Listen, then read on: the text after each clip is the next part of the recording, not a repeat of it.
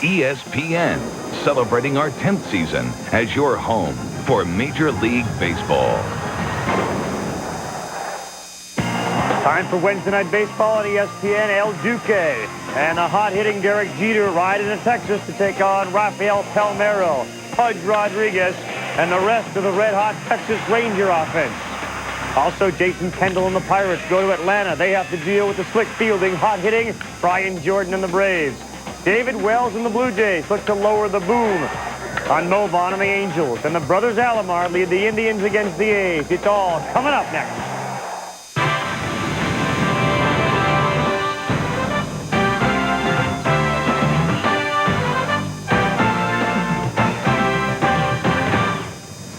It's a beautiful night for baseball in Texas. Juan Gonzalez, 3 Ks and 5 at-bats lifetime against Orlando Hernandez. 1 home run for his effort so far this season. Meantime, Tom Glavine getting set to try to get things straight. 4 starts, 3 losses for last year's Cy Young winner. He will go against the Pittsburgh Pirates. Welcome, everyone, to our Wednesday Night Baseball studios. I'm Karl Ravech. Be here all night. Plenty of games. In fact, 1 doubleheader already underway. Let's get right to the scoreboard and give you an update. Tampa Bay and the White Sox. Chicago in game 1 of 2, up 8-7. Frank Thomas has hit his 3rd home run. The Royals already on top of the Orioles, 3-zip. Juan Guzman, 2 wild pitches and a balk in this one to dig himself a hole. The Cubs down 1-zip to the Marlins. Mark Kotsay and RBI sac fly, the difference so far in that one. The Dodgers, Chan Ho Park coming off that game in which you gave up 2 grand slams in the same inning, already down 1-0 to the Brewers in the bottom of the 1st inning. The Expos on top of the Giants, 2-zip. That one has gone to the top of the 2nd. Dustin Hermanson has been outstanding this year. And the Phillies on top of the Reds, 4-zip. The Phillies now in 2nd place in the National League East. Padres and the Mets, it was 1-zip. John Olerud has taken Sterling Hitchcock out of the building. Hitchcock had allowed lefties hit 167 against him, but he is now tied 1-1 in the top of the 2nd inning. So that is the situation here from our studios. We'll be here all night. You enjoy your games. We'll keep you up to date with the highlights as they happen. I'm Karl Ravech. Now out to the ballparks.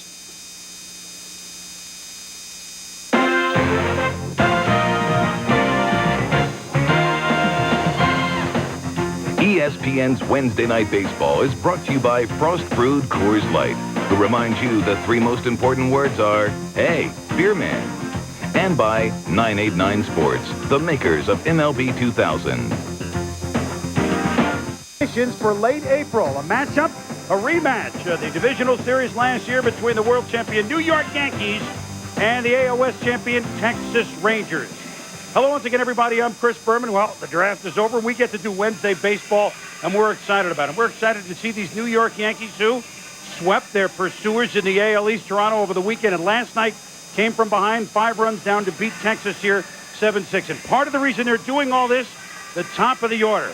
In his 2nd year as a Yankee, Chuck Newkid's on Knobloch is hitting almost 100 points better than he did last year. He's the player they thought they got from the Twins. And what hasn't Derek Jeter done? Leads the majors in batting average. He went 2 for 5 last night, and his average came down to 414. Working with me tonight is Ray Knight, and Ray, at the top of the order. Hey, look, I know 125 wins. But the top of the order hits like this, they could be even better, don't you think? Oh, there's no question about it. Last year, these 2 men produced 392 runs. That's unbelievable. Right now, Derek Jeter's on going toward hitting 45 home runs and driving in 135. So that's pretty unbelievable. Hey, the Texas Rangers swept last year by the Yankees, 0-3 against the Yankees this year, beaten in the 96 playoffs. I mean, are the Yankees a hex for them? I mean, can a ball club think like that? I don't think the Yankees are a hex to the ball club, Chris. It's just that they're such a great ball club. Johnny Oates, before tonight's game, talking to the press, said that he does not take the season and macro it. It's a micro deal. He has to look at the whole season. Somebody's going to have to beat these New York Yankees in order to win that American League West, American League division. He thinks his club can do it, but they better start doing something now. Well, they're scratching their heads after last night, and Don Zimmer's lineup tonight for the New York Yankees. Knobloch and Jeter at the top. Paul O'Neill, who had the tying RBI last night, also had a home run earlier in the game. Bernie Williams is in center field. Tino Martinez at first base. Chili Davis, who is 2nd in the American League with 20 RBIs. Jorge Posada will catch tonight at 7th. Chad Curtis homered last night, hitting 8th. And Scott Froch is 1 more day from coming off the DL. So Luis Sojo in the rain is your 3rd baseman, and they will face the sinker baller, last year's Chicago Cub, making his 5th start this year for the Texas Rangers, Mark Clark. Yeah, Mark Clark there, you see 1-2, 8.14 last year. Struggled with 9-14 with the Cubs.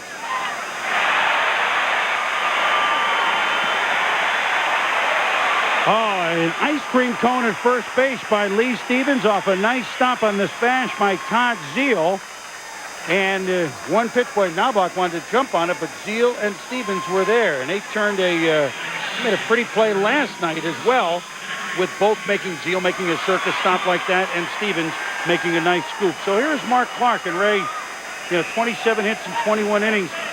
His first good start with the Rangers was his last start on Friday against Minnesota, a series the Rangers swept. Well, talking to the Rangers, his Ranger teammates, and knowing him from the National League, he's got to be very fine. He throws about 84, 85. Sinker, slider, split finger. And his split finger is probably his best pitch. But he does not overpower you. He's not going to miss a lot of bats. As you saw, only 12 strikeouts in 21 innings, 27 base hits. Has to keep the ball down in order to be effective. Look at Derek Jeter continuing to powder the ball the left center field over quickly to cut that off is Tom Goodwin to prevent it from possibly being extra bases. And Derek Jeter, 2 for 5 last night, already has a base hit. He's trying to have an April better than Derek Jeter has had with the power and certainly with the average. Texas Ranger defense, pretty much the same. Lee Stevens playing first base for Rafael Palmeira, who has that knee that has some fluid on it. Gives him a lot of trouble there.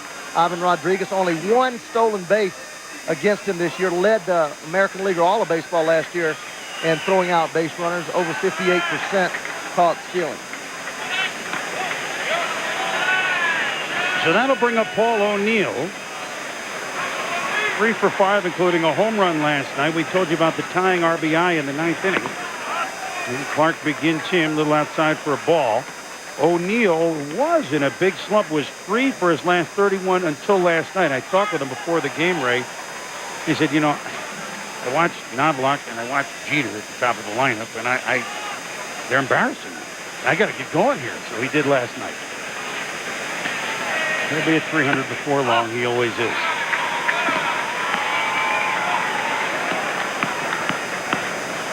But just a real different feel. Not that Derek Jeter is necessarily miles different from last year. You can't draw conclusions on 2, 3.5 weeks, Ray, obviously. But Knobloch was going to have a much better year at the plate.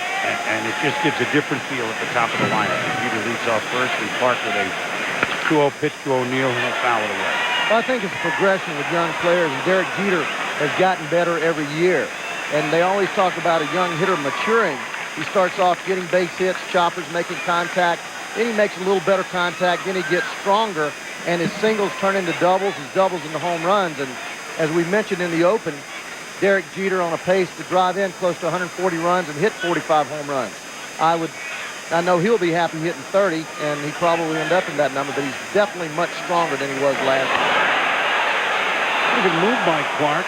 Jeter was leaning the other way, but scoots back in there.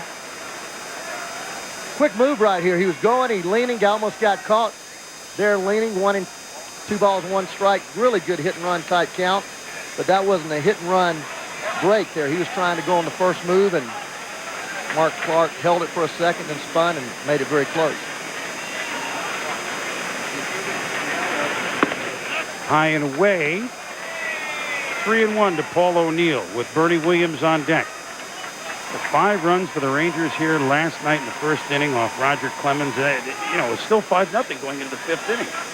And the Yankees, a veteran team as they are, they didn't try and make it up all at once. They chipped away, they chipped away, they chipped away. And well, that's confidence, and they've done that so many times. 5 runs is really not that much when you have 27 outs left. And this Yankee ball club just has so much talent. They have so much confidence. We talked about it. We talk about it to you blue in the face sometimes about how good they are. But they do not. I think their strongest attribute is their mental toughness and the belief that they can come back.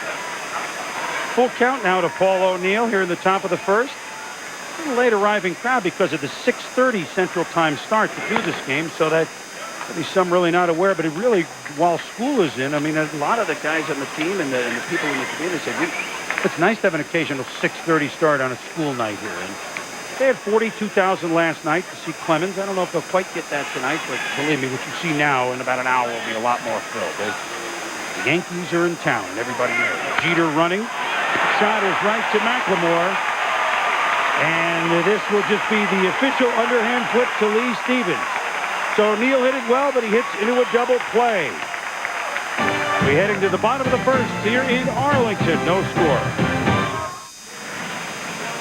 Bottom of the first here at the ballpark in Arlington. Johnny Oates, the only manager to lead the Texas Rangers into the postseason. Did it in 96, did it in 98 last year. The problem, both occasions in the way were the New York Yankees. In 96, it was a fabulous 4-game series.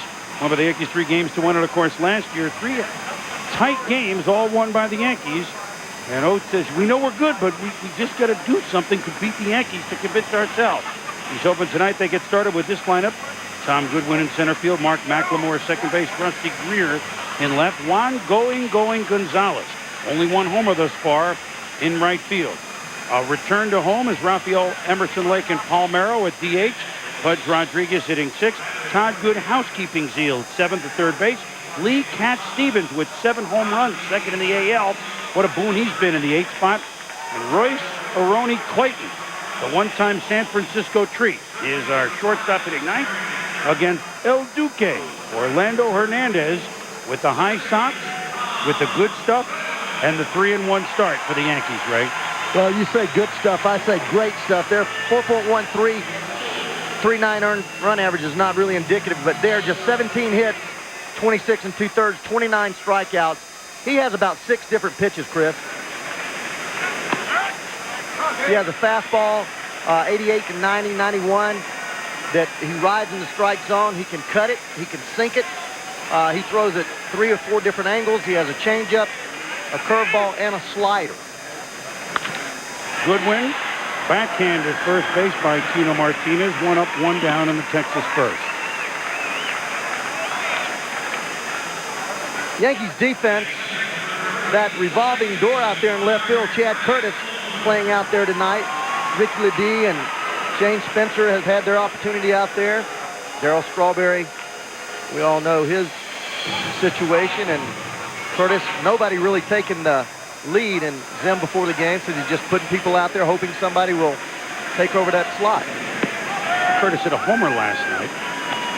And that's something we can talk about, because the bottom part of the Yankee order, for as much as the improvement has been at the top, it's been a big fall off at the bottom of the order. But this Texas team can certainly mash.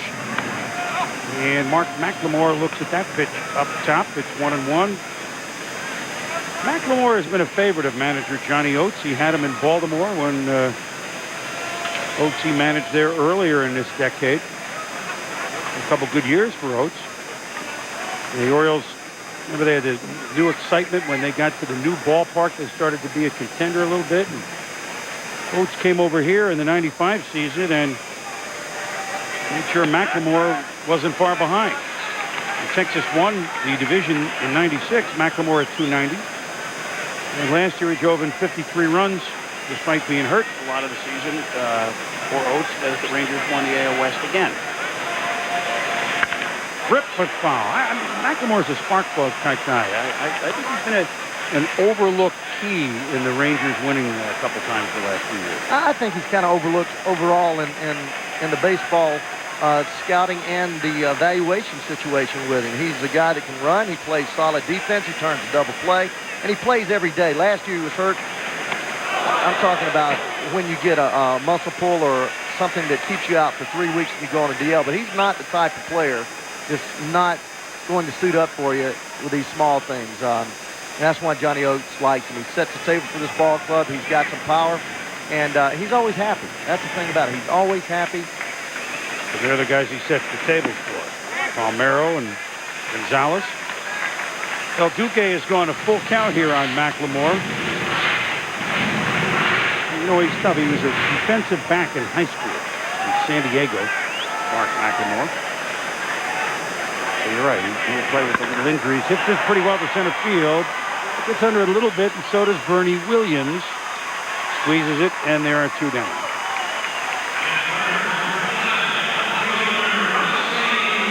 I don't know that this would be maybe a little bit too much challenge for me. Look how high his knee. It almost hits him in his left earlobe. Comes up there, rides that fastball up in the strike zone. But watch it again. You think I'm kidding? It comes up there at least near his lips. It gets that thing up there and lets it fly. Yeah, that gives you a lot of things to look at when... That's quite an athletic motion. Rusty Greer, the left fielder, is on the left. Wow. You know, who had not kicks like that? I'm not talking to Marichal, but who did you face that had a big athletic? Vida Blue comes to mind as a big athletic motion with the leg. As Greer pops this one to behind second base, Knobloch is there. We'll ponder that question. I'll give you 2 minutes to think about it, and we'll be back. We have played one here in Arlington. No score between the... Back here in Texas in the top of the second inning. And, well, the knee is on ice, El Duque, huh, Ray? Yeah. Let's see. Watch him right here. As he comes up here, separates his hand, go way down. Look at that right there. I know he can't see the catcher there, but you don't know where to really focus. Most hitters focus out there in kind of a cone area or make a square right out over the pitcher's shoulder. But when you get all that other stuff coming at you, it makes it difficult to time it. Warren Spahn had a big knee action. Dennis Eckersley, you never quite hit off Warren Spahn, did you, Ray? No, I missed him. Gene Garber turned his back to you. I remember Lynn Barker had a really hitching his giddy up when he'd come back really slow and then jump But at this is a fluid kick. This isn't a weird motion. Vida Blue just comes to mind as a fluid but real athletic type. I tell you, motion. Nolan Ryan brought his leg up a lot higher than people thought. He brought that leg straight up to his chest, but he got it up there pretty good. Bernie Williams lays off this pitch from Mark Clark as he leads off the Yankees second inning. The count is 2-0. And Nolan Ryan, you know, there's 20 pages in the media guide. As Nolan, of course, not a lot of suspense that he got elected to Cooperstown, and we'll go in. What a great class this will be. 20 pages in the media guide on Nolan Ryan. I was looking for some of it today, and it's just like the history of baseball almost. As Williams rounds out McLemore to Lee Stevens, all the no-hitters, and it lists every guy that he ever struck out with. I think Claudell Washington, 39, was the most, but I mean, God, how many 300 strikeout seasons he had. And, well, Nolan, it's fun reading. Nolan, I got to play with him in Houston and against him for 6 other years in the National League, and he was my favorite teammate, barring no one. He and Tom Seaver had the best work ethic for what they had accomplished, and while they were accomplishing it, they were never offendish, always willing to help young players, just solid people. When I played with Nolan and actually put on the bench in 1982, he kind of took me under his wing, and I was 30 years old and had me go run with him in the outfield just to get the frustration. He needed to. He needed to take you under his wing. He needed to. I mean, I'm 30 years old, but I was upset because I had been benched, and he just took a lot of time with me. Well, that's why he's a Hall of Famer, Ray. One of the many reasons is you know better than the rest of us having played with him. Count to Tino Martinez is 1-2. Tino, only 2 RBIs in his last 14 games. He never had a streak like that at any point last season. So I know it's only, a couple of weeks, and here's a shot to right field. Back it goes to right. Gonzalez is back at the fence. It's gone!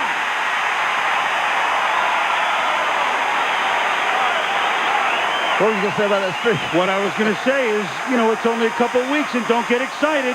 Tino Martinez has gone yard off Mark Clark. 1-0 Yankees, his second of the year.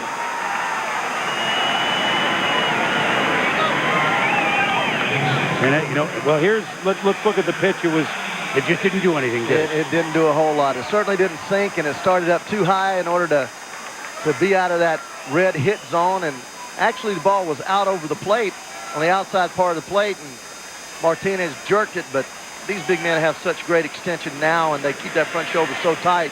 The ball away, they can pull down the right field line at the right straightaway right field. Here's the switch hitting DH.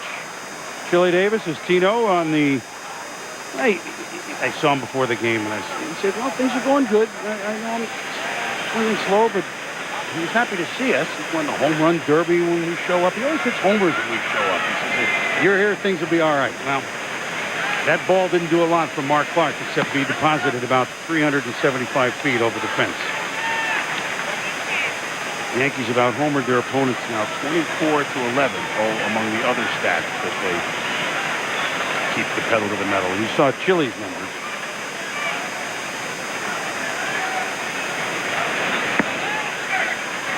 By the way, the 27th home run allowed by Texas in just the 21st game. Not very good. Not good. And I know they got a good offense, but that's a lot of pressure on your offense. Chile hitting it close to 400, and he's 39 years of age. And he's been in baseball almost 2 decades. I said, do you feel you're in as good a shape as you have been? He said, yes, I do. And part of the reason that he was driven was, I got a ring last year here with the Yankees, and I didn't feel I earned very much of it. Just got under that a little bit. Out goes Clayton in short center field and makes the grab there, 2 down. But Chile said, I have the ring, I love it, I was a member of the team, but I really feel a little guilty about not being able to contribute that much. And boy, he's come back with a vengeance this April, hadn't he, Ray? He has, and he was one of those guys that was always there, though, on the bench. They talked about Strawberry being somebody that pushed this ball club last year. Chile Davis was always there. Another one of those guys that's very jovial, very positive wherever he's gone. He's just added a brightness to the clubhouse, and he's kind of quietly put together a tremendous career with over 2,300 hits now and over 400 home runs. So Chile's made his mark, definitely. Chile has been a red-hot chili pepper. Here's a man that has not been. Jorge Posada. Almost on the interstate, which is a bad thing, but maybe a little pressure on him this year because he's pretty much been handed the 2/3 of the regular Yankees catching job, and he's put maybe a little pressure on himself to do the hitting. He's a good defensive catcher. Yeah, he is. And, it would seem to me that when you're battling and only playing part-time, that you would have more pressure because there you have Joe Girardi, who has proven that he can catch every day in the big leagues and effectively. But Posada, playing part-time, playing about half the games last year, put together a great year. He's just struggling with his left-handed stroke. Right-handed, he's hitting the ball pretty solid. He's hitting 129 overall and has not yet to get a hit left-hand, which is a strong side. But he's turning off the ball and just really leaving the ball with his right side. People are getting him out down and away. 1-2 pitch to Posada. Strike on the inside corner, says Dale Ford. Posada will sit, but the Yankees have a lead. Thanks to Tito Martinez. Forget that cold streak. Off Mark Clark, and the Yankees have a 1-0 lead. We'll be looking to stretch through against El Duque. And Mark Clark served up the solo homer to Tito Martinez with a word from the man in the middle, the mustachioed pitching coach of the Rangers, Dick Bosman, one of the best in the game. Although he has his work cut out for him this year, they really, as we'll talk about it, Ray, they not like Texas didn't try. They tried to get Roger Clemens, tried to get Randy Johnson. They had traded for Stoudemire last year. They were hoping that maybe he would be here. They're a team, despite the fact that Helling 120 and Seeley 119 last year, and good pitchers, and deservedly so, without a bona fide number one. But this guy's number one at the plate, the defending MVP of the American League, Juan Gonzalez. But that's going to be something that, Texas will make a move this year, but Dick Bosman, in the meantime, has his work cut out for him a little bit, right? Well, he really does. And there's Rick Helling there last year winning 19 ball games for this ball club. And Dick Bosman working with all these pitchers, working with Mark Clark right now to shorten his delivery a little bit, to get him a little more simplified and eliminate some movement. But as you say, Chris, when you start thinking about these Yankees, everybody talks about power and defense, but it all goes back to pitching. And there's nobody in baseball that can match up with the Yankees pitching but the Atlanta Braves. It's the only team that can match up with them. Certainly, Arizona's come a long way with their pitching staff, and there's other good staffs out there. But the Yankees and Atlanta Braves are two staffs that head and heels above everybody else. And so if it goes the way it should go, those two guys would meet up in the World Series. Long way to go till then. 2-1 pitches up top and outside to Juan Gonzalez, and Part of pitching, Ray, as you know better than I do, is not when you got a guy like Juan Gonzalez at the plate. Maybe one of the pitches in a 5 or 6 pitch at bat might be a good one, and so far he's thrown no good ones for Juan. And like he broke his bat a little bit. Bernie Williams coming on, and the ball hangs up for Bernie, and there's 1 out.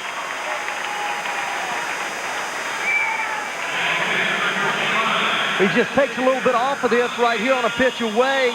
The ball's off the plate, probably 4 inches, and as you mentioned, Gonzo just extends his strike zone there, expands his strike zone, and that's what a guy like El Duque can do. He just doesn't give in, even though that's 3-1.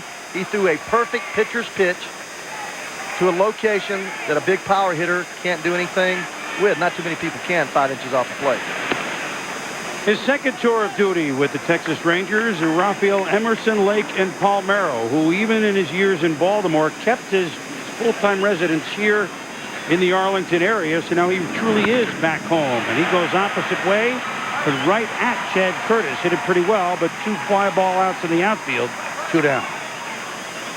Thing, too, about El Duque is he, and all these Yankee pitchers, except for Irabu, all of them work quickly. Roger slows down a little bit, but they work quickly. You watch when El Duque gets up there on the mound, the batter's not even in the batter's box, and he's ready to go. And that makes your defense so much more efficient when you get the ball and throw it. That'll bring up one of our favorite players, Ivan Pudge Rodriguez, who seemingly has been around forever, but is still just 27 years of age. Came up to the Rangers, was called up in 1991 when he was 19. And talk about a complete day. Now there's a line shot to Knobloch, and 3 up, 3 down. The next time up, we'll talk about his complete day in his first day of the majors. 8 pitches, 1-0. Tino Martinez solo home run in the second, lead the Rangers 1-0. Chris Berman along with Ray Knight. So glad you could join us here on Wednesday Night Baseball. As the Yankees will send 8-9-1 against Mark Clark, and that'll be Chad Curtis, Luis Sojo, and then the top of the order again in Chuck Knobloch. You started talking about it, Ray, and you know, here's Posada hitting 7th at barely over 100, although again, it's been just 3 weeks. I mean, let's slow down. It's April. I try not to look at a lot of the numbers till Memorial Day almost. You know, you have a better feel, but the left field job, no Tim Raines this year, no Darryl Strawberry this year. She had Chad Curtis, who played such a good job and left last year. Ricky Leday, who was a World Series hero, and Shane Spencer, who was a September and early October hero. As Zeal grabs this one, and Curtis will sit down. There's 1 out. Let's go to Carl Ravitch. Hi, Boomer. We go to right field for the Royals. His name's Jermaine Dye. Juan Guzman struggled in the first inning, and now they add to a 3-zip lead as Dye goes to the right center field gap, brings in his 15th run of the year. And the Orioles, who have the league's worst ERA, are in a hole 4-0. Jermaine live and let die for the Orioles. You know, they may just get on the plane with the Cuban team next week and go down there. I mean, God, they ought to think about it. Because that's bad and getting worse. And Ray Miller is too good at baseball, man, and too nice a person to have that happen. But I don't know. They ought to think about joining the Cubans on May 3rd and getting out of here. I'm not going to touch that. No, you're not. Here is Luis Sojo in the rain. Third baseman. Shows bunt and pulls it back. Sojo playing most of third base as Scott Brocious is in the 15th and final day of his stay on the DL. By the way, Brocious had a rehab game last night in Tampa, had 1 hit. Rehab game tonight, there's a strike, was canceled due to weather, and will join the team in Texas tomorrow. They'll make a decision when he gets here if he'll come off the DL tomorrow and play third base, or if they're going to wait a couple more days. But he's due back any minute now. Sojo swings and misses at that one. And 2 up, 2 down for Mark Clark here in the third. We'll be back here in Texas for Sunday Night Baseball. And boy, the Cleveland Indians, Tomey, and boy, everybody in the line. Manny Ramirez leads the majors at 28 ribbies against the Texas Rangers, who can duke it out with them as well.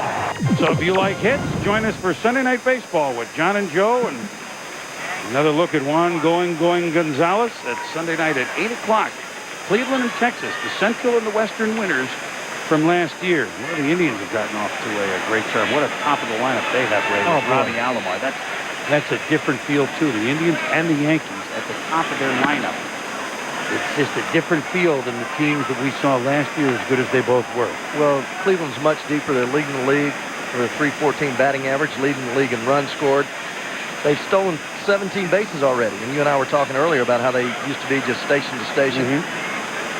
They're fun to watch now. Not that they weren't.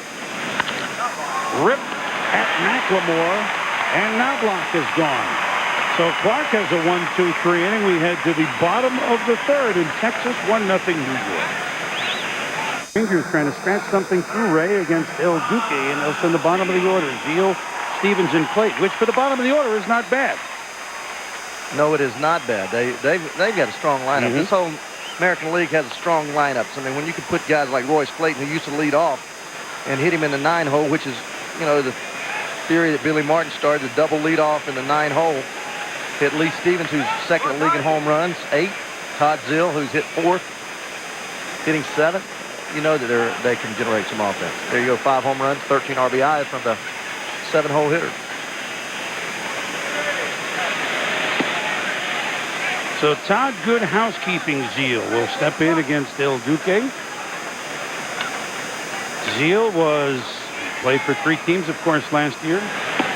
Involved with the Dodger trade to Florida, with the Piazza trade, and was kind of in a holding pattern there. And then after Piazza moved on to the Mets, I mean, he was kind of left holding the bag. I mean, he was there for a couple of months like, what about me? And then came over here to Texas. Well, he's a player that's a very solid player. And it just seems like teams value him more than his current team.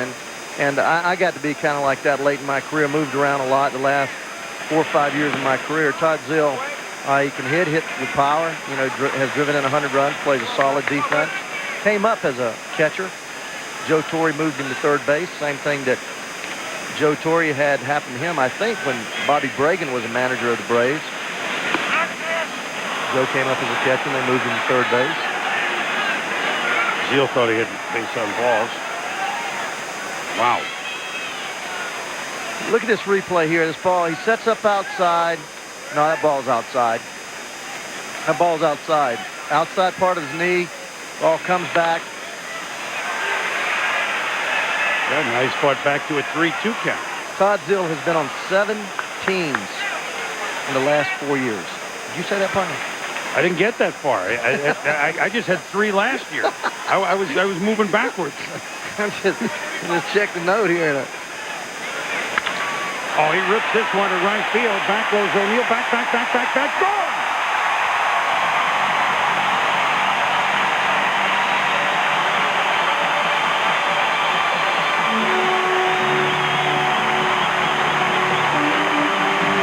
First hit for the Rangers tonight is a touch 'em all. 6th home run for Todd Zeal. And we're tied at 1. That was hit on the line.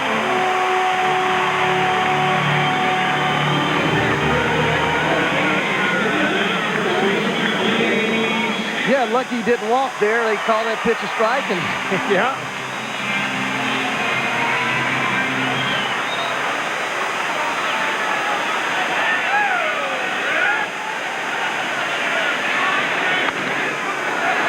Lee Stevens, a slow bouncer to Knobloch, and 1 is down here in the third.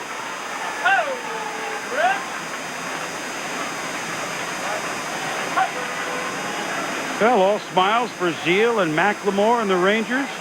But they just want to beat the Yankees. Like, enough already, you know? Look at this right here. Watch the catcher set up outside. And this is what a hitter does. He makes an adjustment. That pitch is outside, goes out there again. Same place, balls up a little bit, bam. That's what happens when you try to make a pitch. You miss with it. Umpire gives you a strike. The hitter puts that in the back of his head, applies, keeping his left shoulder in, and bam, home run. Just the 2nd homer off El Duque this year in his 5th start. And this will bring up Royce Clayton. Royce, who is barely hitting above 100, he says, you know, I have a bad case of the Adams. So what do you mean the Adams? He's getting nuclear on me next? No, I didn't. I've actually been hitting the ball hard. I'm just hitting them at him. And then that really preys on your mind when you do that. When you hit a lot of balls hard right at people, it starts looking like there's about 12 fielders out there. Then you start changing things. You start trying to bunt the base hit and hit the ball to right field, and everything's going right. You're hitting the ball solid, but they're just catching. And this is just the one game that you could do everything right and not get anything back from it because they have those defensive players out there. Base hit for Clayton. So he didn't hit him at him. He hit him where they ain't. And Royce has a base hit. It's been a real nice day for Royce Clayton, who was the first current ball player to make a donation to the Jackie Robinson Foundation and set up a scholarship fund of $100,000. There's Rachel Robinson there on the right of your screen. Royce's mom, Tony, was here, and actually so was the first recipient of the scholarship, Antoine Brown, a freshman at Washington University. And we honor Jackie Robinson. Royce Clayton honored Jackie Robinson and Rachel Robinson, and what Jackie and his bride have stood for over the years. And as a great, what a gesture, a great move by Royce Clayton. And the 19-year-old Antoine Brown was here, and we had the little ceremony a couple hours before the game. He's very proud, Royce. He should be. Well, he certainly Hats off to you. Good kid. Good, right. Say kid. I've known him since he was a rookie, obviously, with San Francisco. And just to finish it up, I mean, he played in a very tough situation in St. Louis as the heir apparent to Ozzie Smith, and he kept his mouth shut. And he had a great year, too. He actually won that job. I was talking to Peter Pasquarelli before the game about that, and we were looking at his average. This will be out of play by Goodwin. And he was only hitting 115 coming in, and so, man, this kid could really play and can really play. He was swinging the bat so well, really an offensive threat with that 1996 Cardinal club. And there was a lot of stuff going on, you know. Ozzie, who was a foundation himself in St. Louis and really all in baseball, and Royce Clayton came in there and did a great job. Never said a word as a young player coming over from the Giants. And I've always liked him as a player. Well, the problem is his mom came up to me before he goes out. She goes, I'm Royce Cerrone's mother. But I said, you know, he's no longer the San Francisco Treat. I kind of have a half nickname for him now.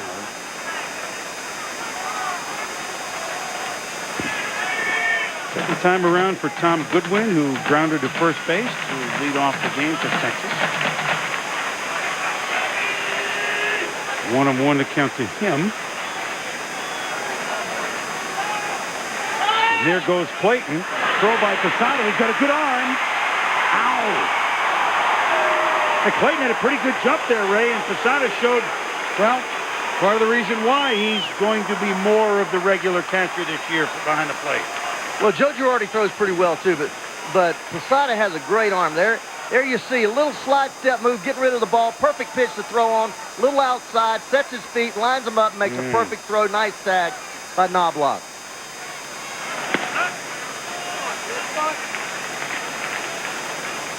Here you're going to see right here, perfect position by the second baseman. Sticks his nose between the base runner and the bag so that he makes sure he gets that tag down before the runner gets there.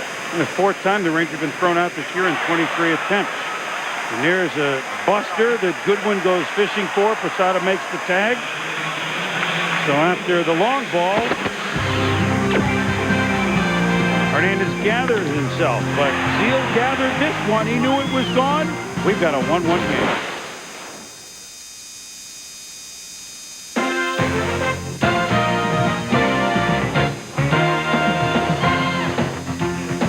ESPN's Wednesday Night Baseball is brought to you by Lowe's Home Improvement Warehouse.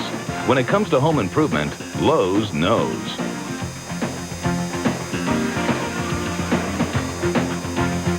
Chris Berman and Ray Knight with you at the ballpark at Arlington of a 1-1 game between the Yankees and the Rangers. Tino Martinez homer in the second for New York. Todd Zeal homer in the third for Texas as we begin the fourth with 2-3-4 for the Yankees. Derek Jeter, Paul O'Neill, and Bertie Williams.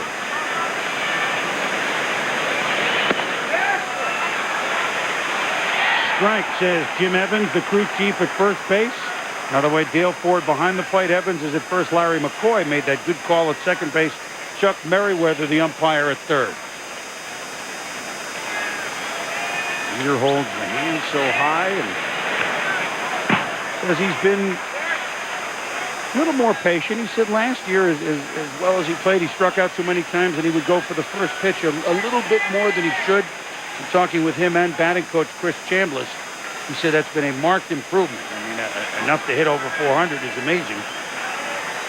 But that's part of the maturation process that you're seeing in young Derek Jeter.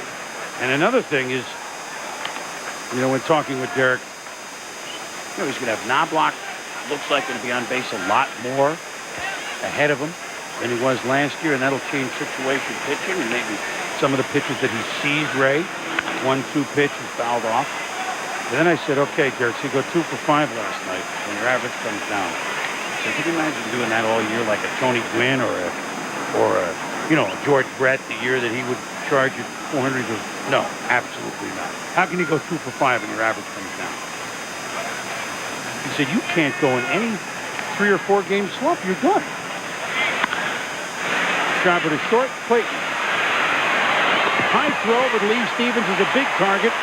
Jeter is gone. Let's head on over to Carl Rabbit. All right, Chris, couple places to stop at. First, Pirates, Braves, Tom Glavine. He's getting rocked again. This time, Ryan Kleska doesn't help him out. Run comes in. Glavine in danger of losing his first 4 decisions. Only one other Cy Young winner has done that. That was Frank Viola. Meantime, Juan Guzman getting shelled here. One of the young guys, Carlos Beltran, leaves the building, and the Royals will put a half a dozen on the board against Baltimore. The flight to Havana is leaving in about 2 hours, Ray. Paul O'Neill has rocketed one to right field, so O'Neill is 1 for 2. Yankees have a base runner, 1 out here in the 4th. There's one of our favorite people, 50 years in baseball, Don Zimmer. 50th anniversary, 1949. Professional baseball. Zim with a knee that's really bothering him. Had an MRI on it earlier. Zim may be, so this is actually his 51st season, his 50th anniversary. Zim may not be the interim manager of the Yankees very much longer, and that's the great news, that Joe Torre is recovering so well. Joe is going to see his doctor tomorrow in St. Louis. If things go well, Joe is expected to join the club Friday in Kansas City. Now, before I infer that he's going to manage that night, as the pitch to Bernie Williams is a ball, it doesn't necessarily mean that he would manage Friday night, but he may be in a situation, if he gets the green light, to join the club, travel with them, and then it'll be when he really feels ready. You know, that's good news. You know what happens, Chris? When you have a bench coach like Don Zimmer. Hit down the left field line by Bernie Williams. And look at the grab by Greer. It was obscured from our vision. And he kept going on the ball, slicing away, and O'Neill has to go back to first. Well, this park has really strange configurations, and that ball, from our view, you only have about 6 feet before you get into the corner over there. But watch, when he gets there, crosses the foul line, gets right up against the fence. Nice batting. One good thing that this thing has, it's not like Wrigley Field where you run into bricks over there. Even though there's some padding at Wrigley, there's a drain that runs right at the bottom of the fence, and grass that's a little unlevel. Nice catch by Rusty. He kept going. He said it was obscured from our vantage point, but not his. Tino Martinez, a nice play by McLemore in the hole. And Tino is gone. So O'Neill is stranded at first. We're to the bottom of the 4th. 1-1.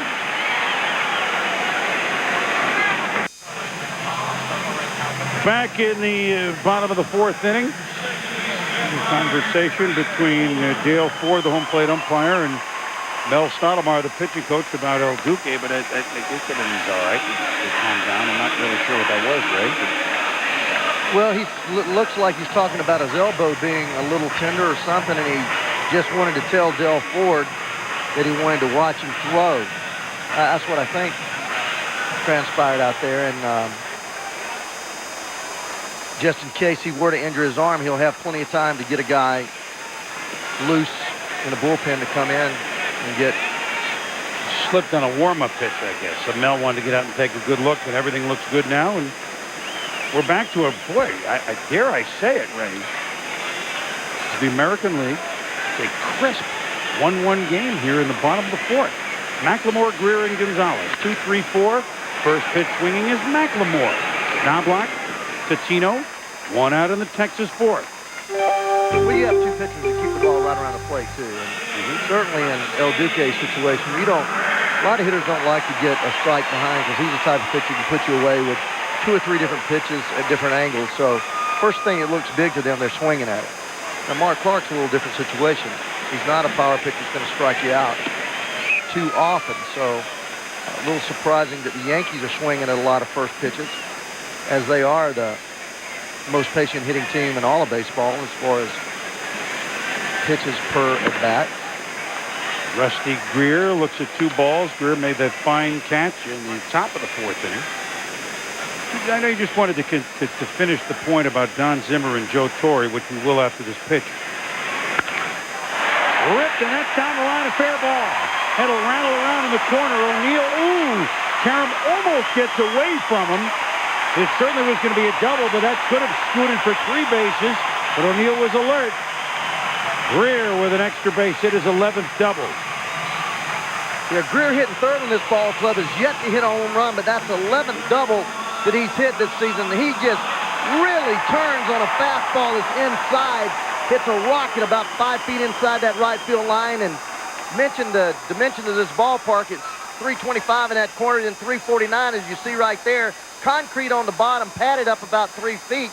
So a lot of different things can happen out there. So this is really a fun ballpark to watch games in, because it's to me got the strangest configuration. You see the 325, then it's 349, then there's a jut right there. We see the guy with the red hat and the glove, 377, and it goes out to actually 407, then back to 400. So there's about 5 different angles out there. What are you telling me? Whoever just designed the outfield wall flunked the sobriety test? Well, I don't know about that, but I'm telling you that hitters love to hit here. And when you're talking about 325 down the line and 349, 20 feet off the line, gives you a little idea why Rafael Palmeiro decided to come back home. Watch this ball hit right here in the corner, and it obviously hits the concrete there at the bottom, comes out real hard. If it takes a little hop, it hits that padding, and the ball dies there, and he'll have to go get the ball, and that would probably been a triple. 1-1 the count to Juan Gonzalez. Texas trying to take the lead for the first time. Oh, did he pull the chain on that one? Gonzalez waves at it, 1-2. Well, this is a situation where they pitched around Gonzo a lot last year. He really pulled the string on this 72-mile-an-hour slider or frisbee or helicopter, something. Complete whirlybird. Whirlybird. But Gonzo was pitched around a lot in this situation last year. Didn't matter who hit behind him. But with Palmeiro behind you, you couldn't have a stronger, especially with the righty-lefty matchup. You couldn't have any stronger protection. 1-2 pitch. Again, he pulls the chain, and a throw by Posada. Although Knobloch was not near the bag. Gonzalez strikes out for the second out of the inning. Hernandez really has fooled him on this at bat. Yeah, we talk about his kick. Watch how much lower it is now with a runner on second base. And he doesn't always bring that leg up around his chin there. You saw it about waist high, a little quicker delivery. Look at there. Only brings it up, picks it up about 5 or 6 inches, delivers that ball. I'm gonna check and see this game if he does that only when he throws that slow breaking ball. It'd be hard to be looking at that kneecap and hitting the ball with it. Yeah. Here's Rafael Palmeiro, flew out to left field in the second inning. And, it's interesting. They list, and I say that they list Oduke at 29 years of age. I mean, on paper, he's his second year. He comes with a guy that has a complete plan out on the mound. That's the point I'm making, is that he's changing the deliveries, but not just accidentally. He's got a reason for a lot of what he does out there. Wise beyond the, quote, second year in the majors. Obviously, the story. Defecting from Cuba, and first going to Costa Rica, and then making it to this country. Plus, he has a plan with the Sox. I don't know if you ever watched Rusty Staub. Some of the others that had the high socks. Correct. Yep.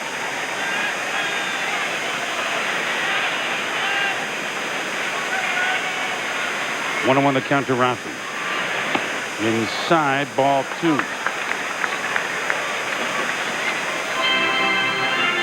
mentioned his second year in the big leagues last year, winning 12 games and only losing 4, pitching for that Cuban national team. Going over to Japan with the Reds in '78, you find out those people, even in Japan, that professional league, they know how to pitch. They've got great instruction, and if they've been in professional ball, he's probably got 10 years under his belt. And pitching for that national team, same type of pressure, pitching in the big league. And, you find that wherever you pitch, Chris, it's the same. Wherever you hit, it's the same. You have the same strike zone, basically. And obviously, you have hitters that can handle more pitches and sometimes pitchers that can throw more breaking balls for strikes. But wherever you get the experience. 3-1 pitch to Palmeiro. He swings. Just gets a piece of this. And Rafi is still bothered by the knee, as you mentioned at the outset. That's why he's not actually playing first base yet. He's just DHing. That hopped off the old shin. 81-mile-an-hour straight changeup by El Duque. Palmeiro took batting practice at first base, so he's starting to work out. He's hoping in about a week that he'll get back to first base. He said, this DH stuff, I'm not ready for it yet. He swing, and then 3 innings later, you do something else. Come back to the plate. In the middle, you don't do anything. He says, I'm not quite ready for that. He won a Gold Glove last year, first base in Baltimore. Will Stevens has been doing a great job defensively and offensively. Johnny Oates good. I'd like to see Palmeiro out there at first, and hopefully in about a week that will happen.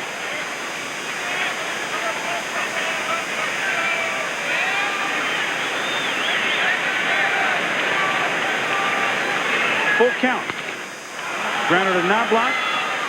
Over to Tino, and Greer will be stranded at second base. So we played 4 here in Arlington, knotted at 1 between the Yanks and the Rangers. Here's all those goalies have been playing well. Speaking of which, Stanley Cup playoffs continue on ESPN Friday night at 7:30 Eastern, depending on today's results. So the Flyers and the Lopes and the Whalers, or the Hurricanes in Boston and San Jose, Colorado, will determine that schedule Friday, and then a doubleheader on ESPN2 on Friday. Unannounced game yet at 7:30. We know Game 5 of the St. Louis Phoenix series is the late game at 10:30 Eastern, as the Coyotes, the one-time Winnipeg Jets, have a chance to move on to the second round if they close out the St. Louis Blues, and if they do so, they would face the Dallas Stars. Everybody here in Dallas up till 2 o'clock in the morning waiting to see if the Stars could close out Edmonton last night, and they did in the third overtime on a goal by Joe Nieuwendyk past 2 o'clock in the morning Central Time. The hockey hotbed here in Dallas all of a sudden. It's just hard to fathom, but they have a hell of a team. They could easily win the Cup. They have the most points of any team in hockey this year. They win the President's Cup, and they win the Stanley Cup. Chili Davis, Jorge Posada, Chad Curtis to lead off the Yankee fifth. We're happy to bring you all the hockey coverage on ESPN as we roll into the playoffs.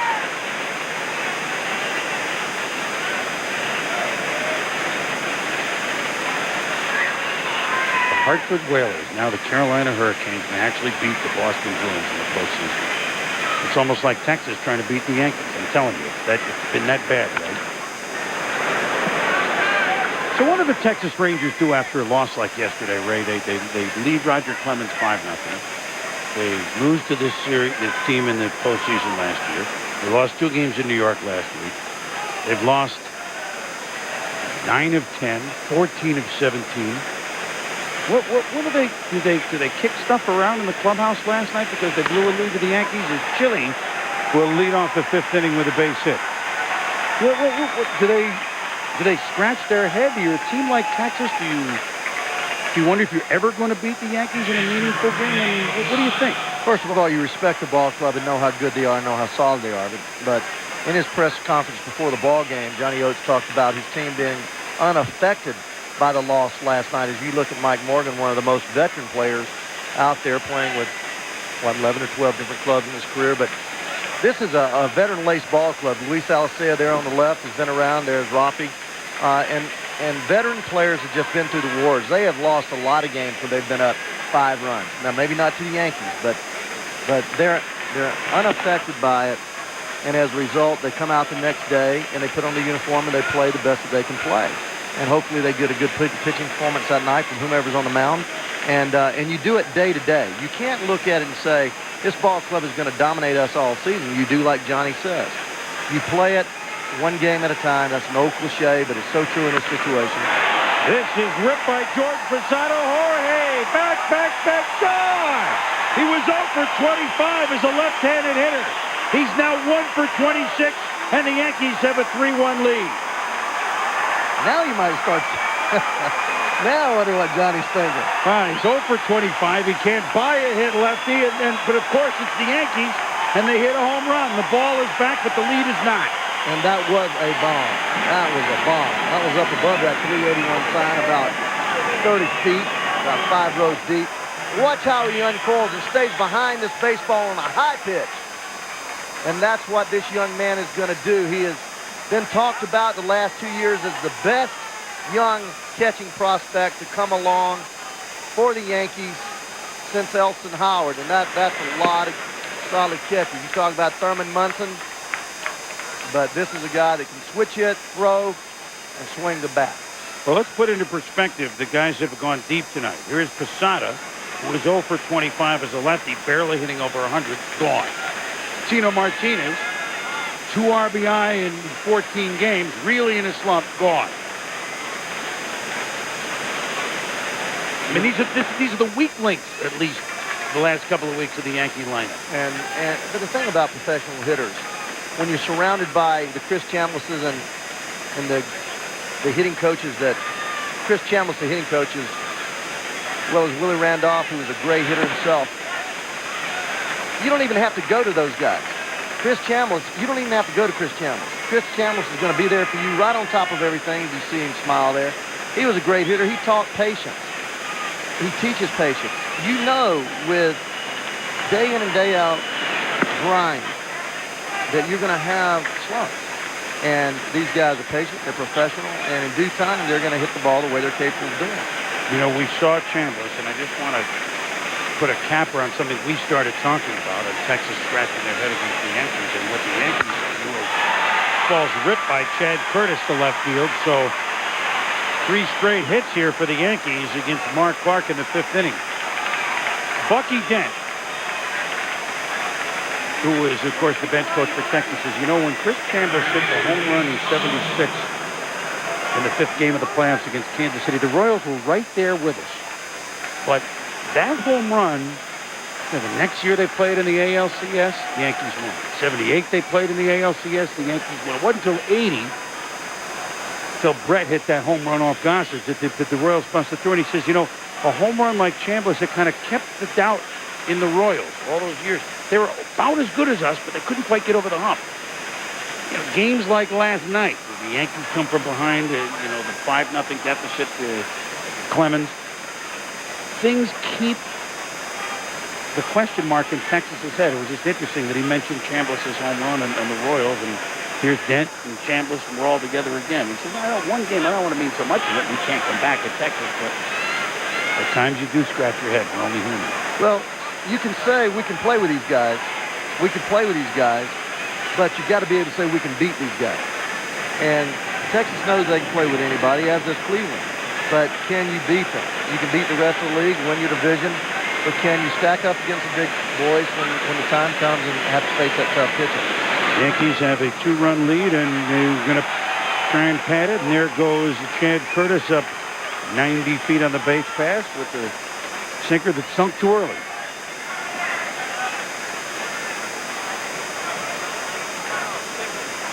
I think Pudge got a direct hit right on his toes. Some catchers use those steel toes.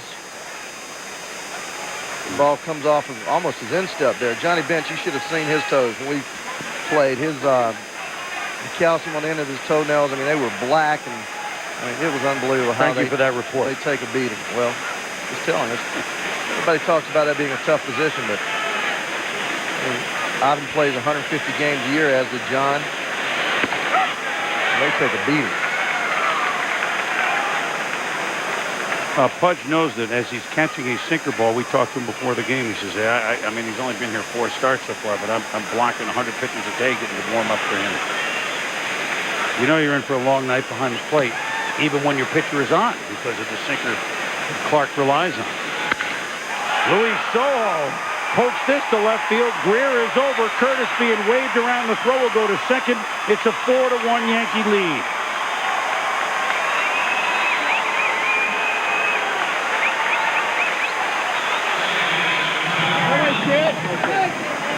Four straight hits here in the 5th inning for the Yankees have resulted in 3 runs, and Soho smoked it, Ray.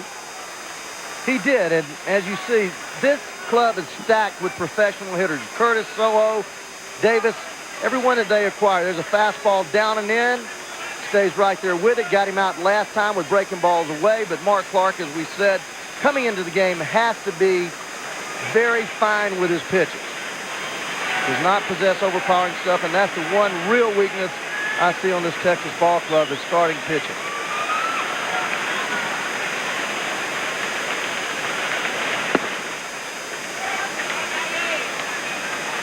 In the bullpen for Texas last year with Colorado, this is Mike Paper Munoz. As opposed to Bobby Blue Munoz and all the other Munoz. We have Harvest Munoz and almost like the Cruisers back then. Chuck Knobloch pops this one down the right field side, giving chase as Gonzalez, but it'll be out of play. You know, overlooked in all of this is the guy that just got that hit is Luis Soho. And you know, they always say, well, Homer Bush is gone in that trade involving Clemens, and here's Brocious hurt. We get Rick Bellinger up because he can play all the positions. Luis Soho is a 270, 280, 285 hitter. The starter with Seattle when they were in the playoffs, when they busted to a 95 East. He still swings a pretty good bat to hit him in the 9 spot when Brocious is out. You mentioned professional hitter, Ray. He's a valuable player on this team. He just showed it. 1-1 pitch. Foul back. The Soho can actually play a little bit of shortstop for you, a lot of second, third, and some first base. So he's a very valuable player. He's a professional hitter. By that I mean he gets a good pitch to hit, knows what to do with the ball, does not try to overpower the ball. And you find these guys that get to be the back part of their career, 33, 34 years old, come to a winning ball club.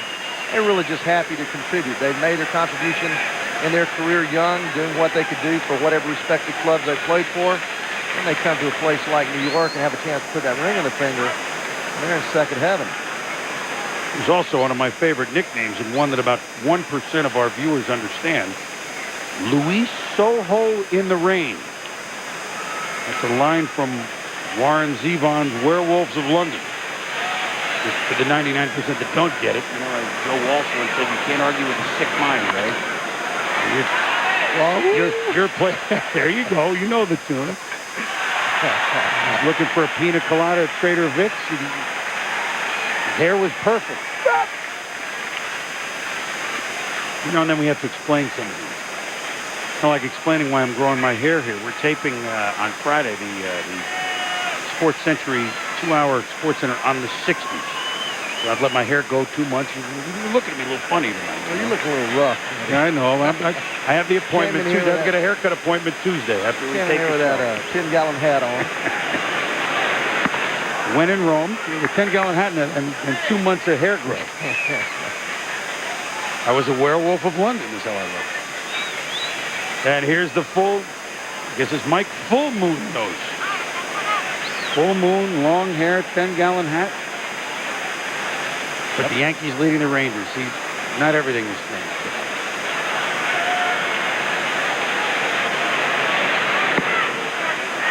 Strike on the inside corner. Knobloch did not like that at all, and Clark has punched him out. While he steams, let's steam it on over to Carl.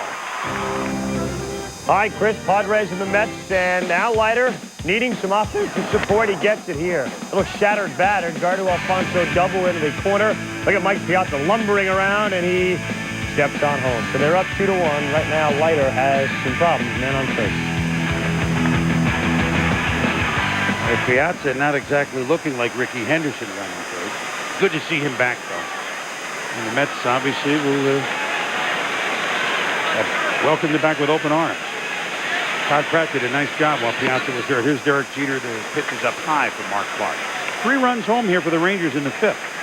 I mean, for the Yankees in the 5th to lead the Rangers 4-1, and they're looking for more with Soho at first.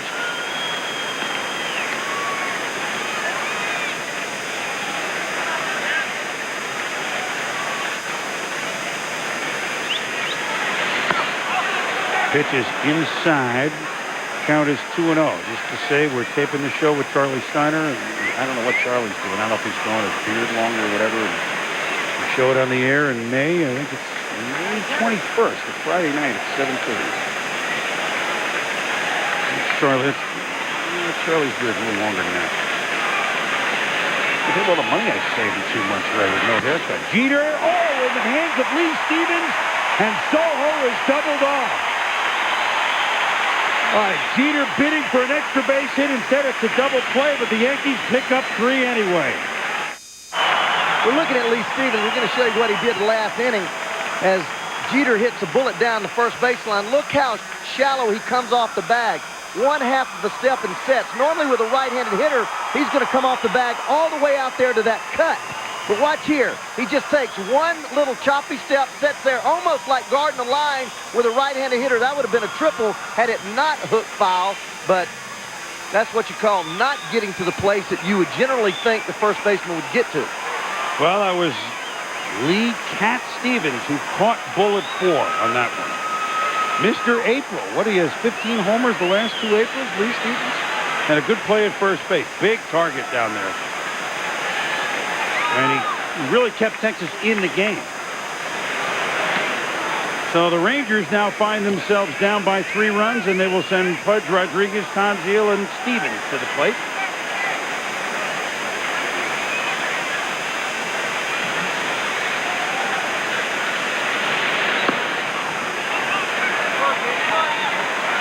Two-0 from El Duque to Pudge Rodriguez. 7 straight Gold Gloves for Pudge Rodriguez. That's an American League record for catcher Jim Sundberg with these Rangers at 6. And you talked about how tough a position catching is. Johnny Bench, who, by the way, has 10 Gold Gloves. That's the record for catchers. 7 is the next. Last weekend, Matt Lawton just plows over Pudge Rodriguez. And they were afraid that he'd be on the DL, but comes back. It's a game-winning homer the next night. He's a tough customer. Tough hombre. Sure he is. One of our favorite players. No question, right, Ray? I mean, he's... Oh, no question. He lays smile on his face. Hey, he loves to see you. I mean, he's one of these people that doesn't get caught up in the fame. He's just really approachable, loves to play. Talking about everybody using his bat. And he uses his bat. Down into the corner in right field, and Rodriguez bidding for his first double of the year. Safe. So Pudge, who's averaged about 40 doubles a year the last 3 seasons, taking him 3 weeks, but he has his first double, and the Rangers are trying to come back. Well, they are a great hitting ball club, and this is why I really like his stroke. Inside out ball, up and in, drives it down the right field line, really kept his hands inside the ball. O'Neill does a great job cutting that ball off, making it very close to second base. Oh, unbelievable that's his first double in the season. Yeah, it is. Look at there, 47, 34, 40. The last 3 years, that averages about 40. Yep. That's a big number. And here's Greer that has, 11 on the team. But Pudge is on second base, and here's Tonzile, who's homered. Crowd trying to stir a little bit. Rangers doing their best to get the crowd a little vocal.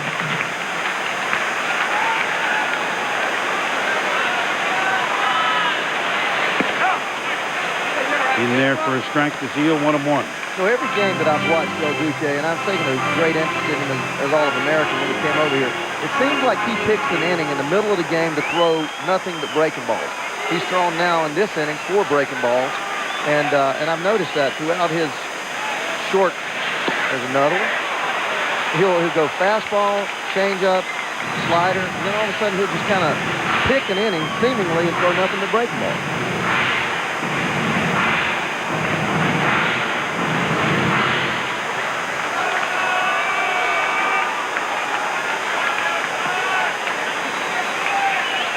Count is 1-2 to Tom Zeal. Bottom of the fifth, 4-1 New York. He did hold off. Says Jim Evans at first base. There's three different breaking balls, and this is the one that comes from way down under, and a lot of people ring you up on that. But we have the benefit of watching in slow motion, and they don't. But how many times have you seen that exact swing get run off? At least half the time.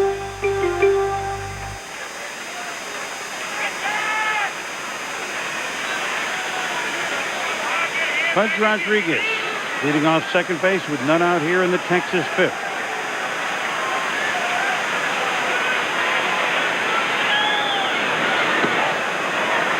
Good eye to work the count to full. 3-2. Well, you remember last at bat, he threw Zill fastball away, 3-1. He called a strike and tried to come in and sneak another one out there, and he hit it out there in right field. Throwing him nothing but breaking balls.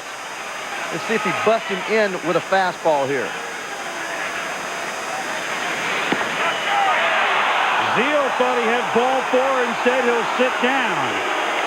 So Dale Ford has given that inside pitch tonight that's similar to the one that Knobloch didn't like that he was struck out on. Well, what happens there, though, a hitter cheats so much for that ball away to cover that he gets blinded on the inside pitch. This is actually a good pitch right here. Catcher sets up, ball starts over the middle plate. If it was anything, it may have been down. But that's what happens when you set a hitter up by throwing him nothing but pitches away, away, away. He starts to lean out over the plate, and that inside the part of the plate, he becomes vulnerable.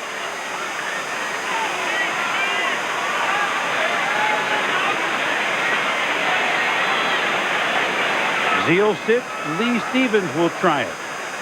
Stevens with 2 home runs in Sunday's game at Minnesota has 7 on the year. Goes the opposite way. Oh, yeah, this will rattle in the corner. Rodriguez will score. Stevens with a double. It's a 4-2 game.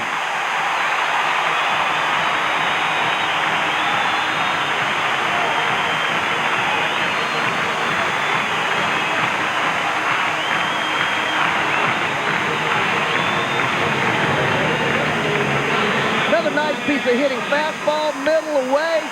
Inside, outside ball, cuts it down the left field line. Once it hits the ground down there, it's just an easy stand-up double. 16 RBIs for Stevens. That leads the team.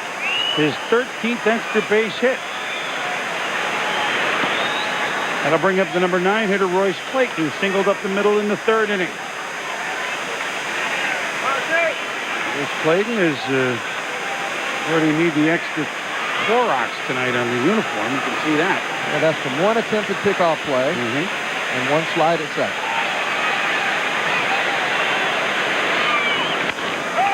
Fouled it off his leg. 1-1.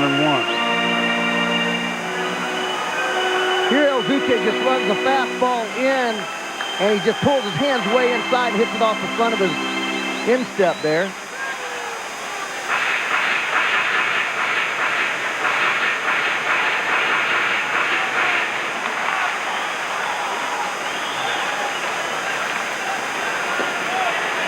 That is Danny Patterson, 28-year-old righty in the Rangers bullpen.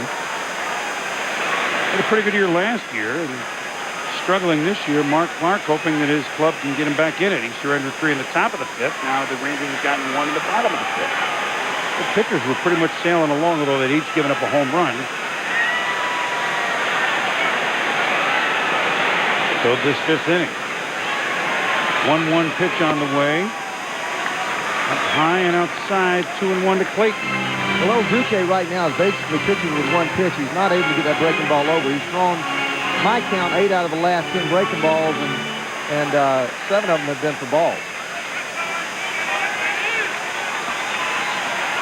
Maybe he'll find an angle that he can throw that breaking ball for a strike.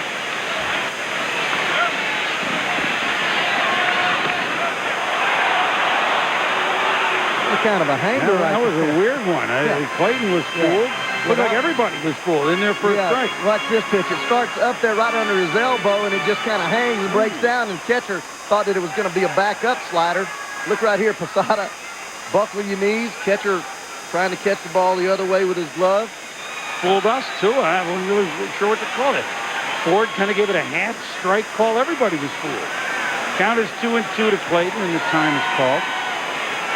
With the line for 29-year-old Orlando Hernandez.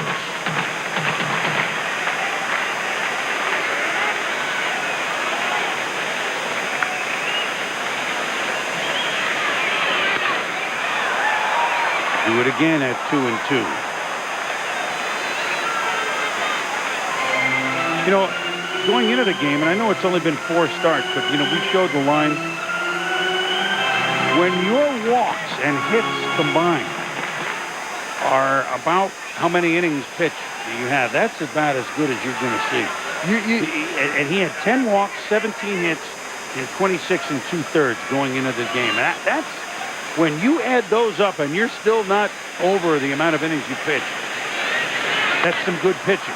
Clayton, little looper, not blocked, backpedals, makes the play, and there's 2 out. Well, what that does, that shows you how good a stuff a pitcher really has. Tom Seaver's the first person I ever heard refer to that. And when you give up fewer hits than innings pitched, you obviously have good stuff. When you give up fewer hits and walks than innings pitched, you have better stuff because you're throwing everything around the plate. It's interesting that you mentioned Seaver because he was one that did it. Marichal did it a lot because he walked so few people. He actually would give up 8 hits and no walks and pitch a shutout a lot. But when you combine that, which El Duque has done thus far through 4 starts, it gets my attention. Yeah, it does mine too. I actually, first year back last year with ESPN, did a whole thing on my computer about that. There was only 3 pitchers in all of baseball that did that. Maddox and Brown, and I believe it was John Smoltz. But there aren't many. There aren't many that do it in a given season. Tom Goodwin looks at a 1-1 pitch from El Duque coming up. Goodwin 0 for 2, grounded to first, and struck out to end the 3rd. David Cone comes to mind because he does not walk people. And look at his start for the season. See, it's funny, you know, we keep talking about pitching, and then you see guys that come out here, and Mike Morgan off to a great start. 4-0. 4-0. Mike Morgan. That's his 11th team. Guy that got me fired. He's already sweated through that. We got to trade him to another team. That hat's got to go. No, he'll wear that same hat.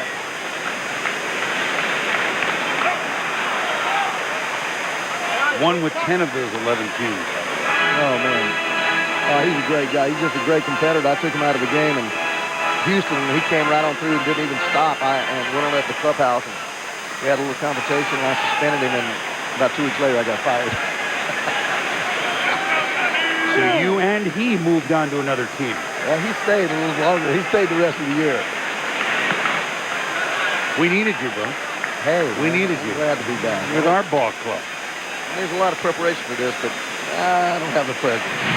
You know, I walked right past you today when you said, "Can you stop till we do this interview?" I kept walking past you. We didn't have a conversation. No, sir. 2-2 the count with Stevens in scoring position. Glad you could join us here for the first half of our double dip in Arlington. There were 2 of the 3 division winners last year in the American League, the Yankees and the Rangers. Off speed, chopped into the Ranger dugout. We'll do it again. Rice even makes the play in the dugout. He must be very proud. $100,000 endowment scholarship fund, Jackie Robinson. Congratulations again to Royce and everything he stands for. Past a leaping Jeter. Stevens being sent around third. He'll score. It's a 1-run game. 4-3. Good job by Tom Goodwin just hanging with it, Red. Really good job. He's become a much better hitter. When I saw him in Kansas City, I never thought that he really was going to hit. He used the turf a lot, hit almost everything on the ground. Look at Jeter here. He's very shallow and short, respecting the speed. See, he could be back with 2 outs. He should be back real close to the grass, but can't afford to do that with Goodwin's speed. Anything in front of him would be a base hit. Just a little looper over shortstop.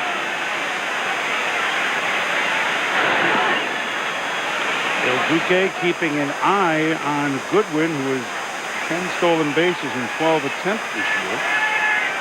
You look for him to go here, Ray? If he, there's no reason for him not to go here, but in the middle of the order,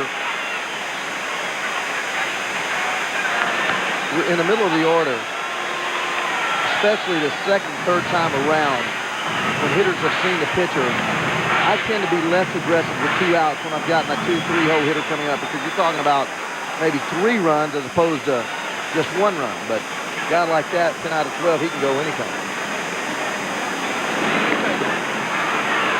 So the positives here not letting him go is that you have the man at first base holding him on.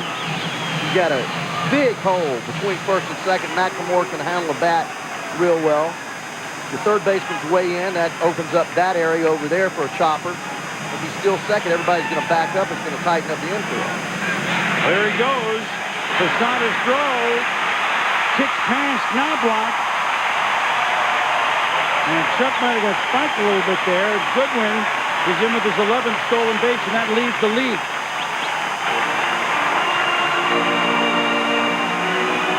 I think that's the type of baseball that Texas has to play to beat these Yankees. You have to take advantage of your pluses. And Tom Goodwin certainly, as he hammers, luckily those are not steel cleats. They're just those rubber cleats. I don't know. Those look like steel. Those look like steel. Not too many players wear those things anymore. But let's take a look at these cleats. Yeah, those are steel.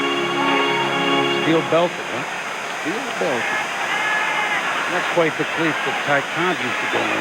No, is it? I don't believe Chuck would have got up and tied. No, I don't think so. The Rangers are 20 of 24 in running this year.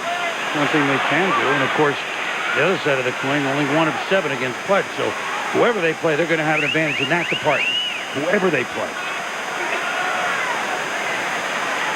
So 2 runs in, the tying run at second base. Count is 1 and 2 to McLemore with Greer on deck. 28th pitch of the inning for El Duque, who has been pretty economical up until now.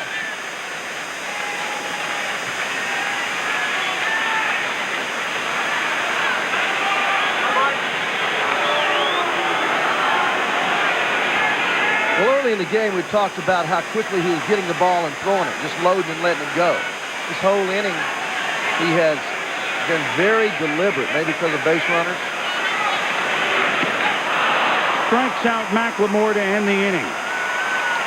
But not until the Rangers come up with a pair of runs to make it a 1-run game. Pudge Rodriguez started off with a double. He scored on the double by Lee Cat Stevens. Stick around.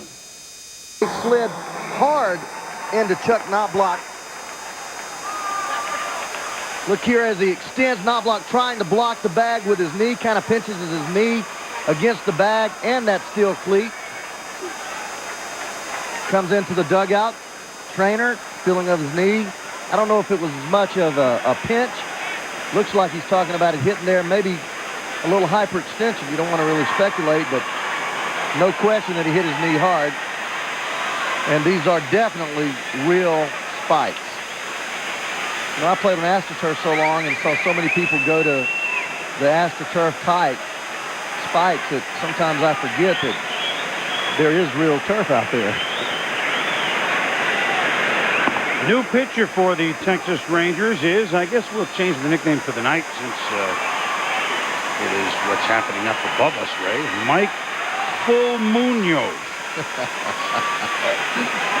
Well, it's a full moon tonight. How could I not do it?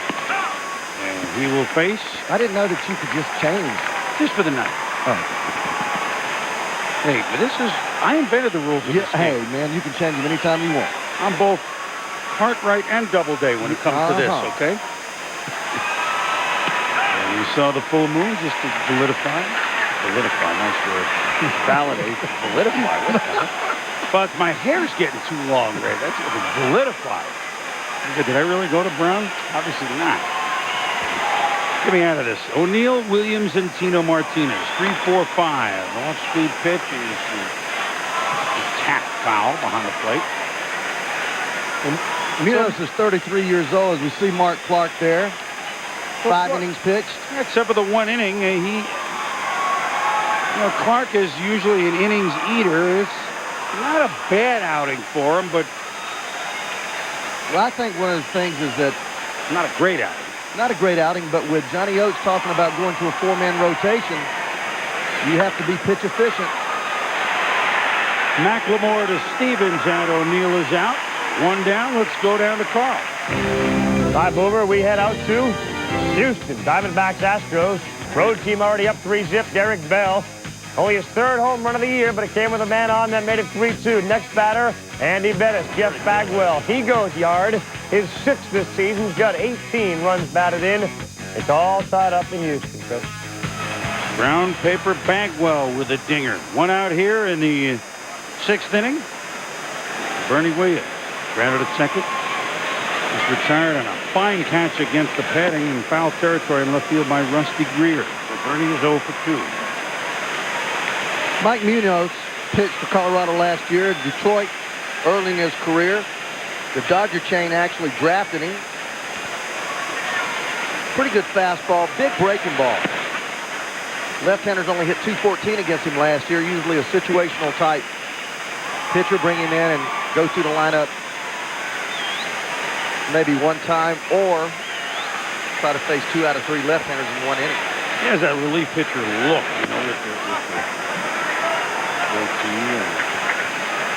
that's the look of the reliever, isn't it? Yeah, they always felt like they had to have some type of edge. I remember Rabowski when he threw that. Well, that was a different edge. Garber and Rabowski, Sparky Lyle with the huge mustache. Goose Gossett. Goose just looked nasty. Obviously, Raleigh. Chopper to third. Zeal across the diamond to Stevens. 2 ground ball outs by Munoz. There's 2 outs. It'll bring up Tino Martinez, who in the 2nd inning with 1 down and nobody on. Gonzo.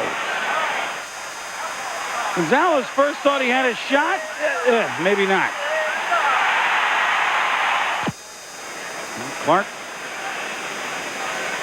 surrendering the solo home run to Tino. This is the 2nd of the year. At that point, the Yankees led it 1-0. Todd Zeal, solo homer in the 3rd inning, tied it. Then the Yanks with 3 in the top of the 5th. 2-run home run by Jorge Posada made it 3-1. Then Luis Sojo with a base hit made it 4-1. But the Rangers on a double by Stevens and a single by Goodwin got 2 in the bottom half of the 5th. That's where we are, 4-3 here in the top 6. And Chuck Merriweather, third base ump, says no. Tino did not go around. Slider in the dirt, and here you go. You see our view of it, and they're right at the front of the plate. Pretty consistent. Chuck Merriweather not calling back.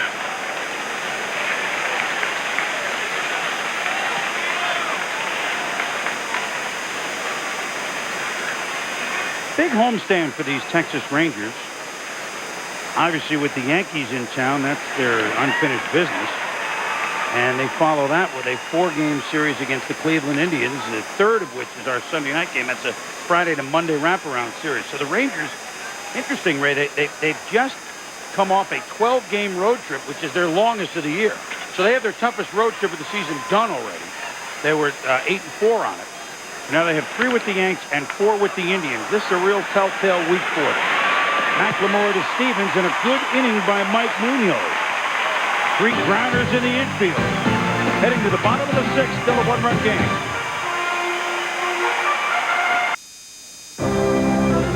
Well, Bell, Bagwell, how about this B? No BS here, but Billy Spires leaves the building. Andy Bettis got a problem with home runs. He's given up 9 in 22 2/3, and the Astros are on top. All right, Carl, thank you. One-run game here as well. Same score. Yankees lead the Rangers 4-3. Bottom of the sixth. And the heart of the Texas order. Deep in the heart of Texas. Roasted Greer, Juan Gonzalez, Rafael Palmeiro. A day that was upper 80s here, Ray, in the Metroplex. I wasn't planning on bringing 4 shirts to this game as I usually do when we have a game in the middle of the summer.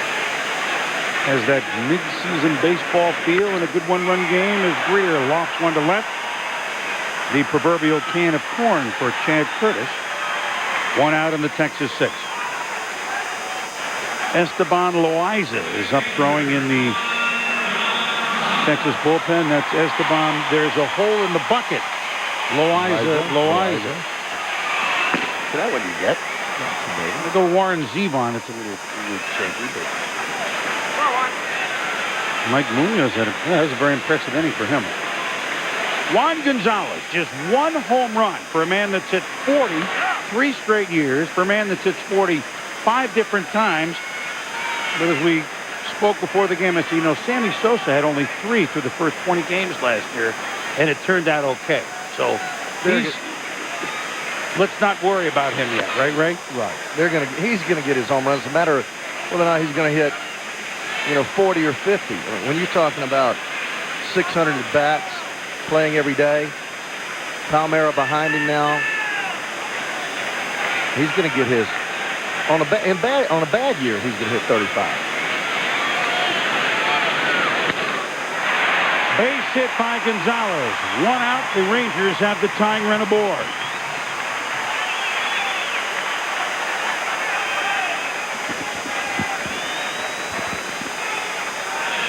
So that'll bring up Palmeiro, and this just wasn't trying to drive it out, Ray. No slider, and he has that. You remember him hitting the slider off the end of his bat earlier, and he stayed back just a little longer. The ball was a little fatter on the plate, enabling him to get a little bit more of the bat barrel on the ball and eke it through the left side.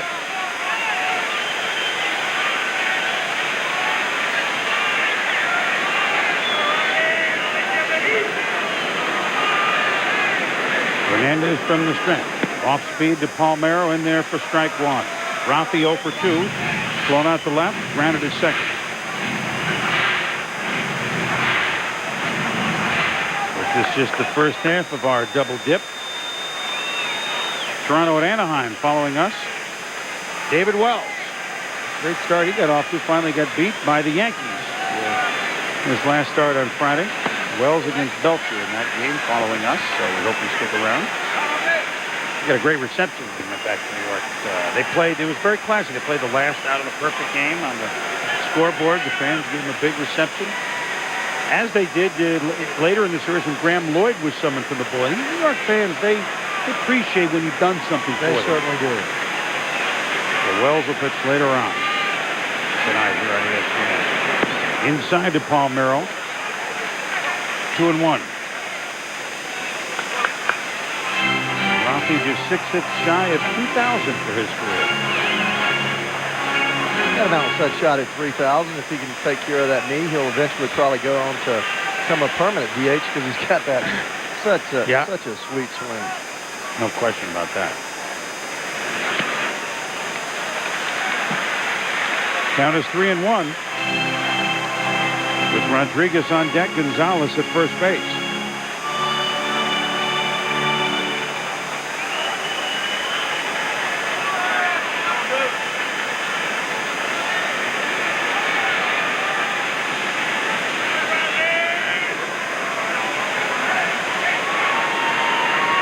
Off speed, Palmeiro waits on it. It's high, ball 4, and the Rangers have 2 aboard for Pudge Rodriguez, who doubled and scored his last time up. Jason Grimsley in the bullpen, and he's come in the news several times the last couple of weeks. First of all, he got his first win since '96 on Sunday. And Mel Stottlemyre out on the mound to talk with El Duque.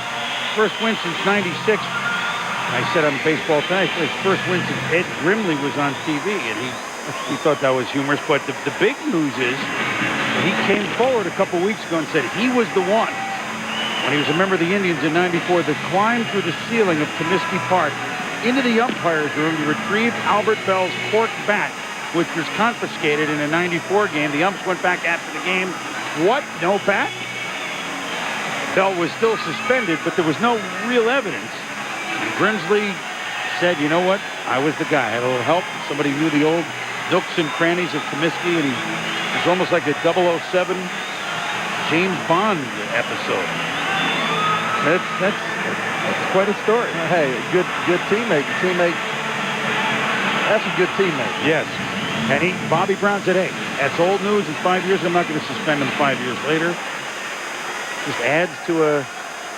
Besides, he's testifying against himself. Oh, I know. You almost needed, like, Secret Agent Man by Johnny Rivers to be played in the background. Yeah.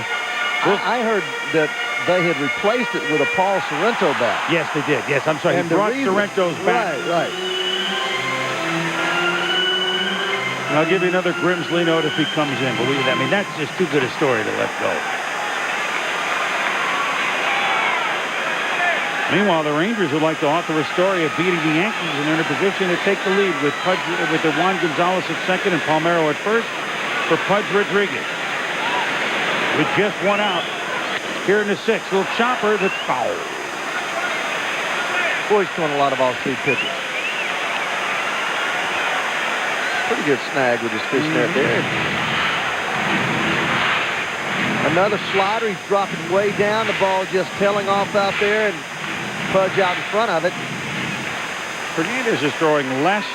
Not that he's overpowering with the fastball, but you pointed out he is run much more off speed the last inning or so. Yeah, really, since the fifth inning. The fifth inning was pretty much, predominantly breaking ball.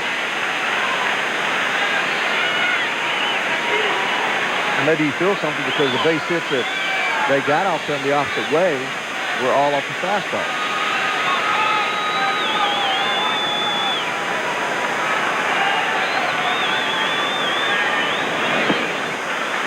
Way outside, backhanded by Posada.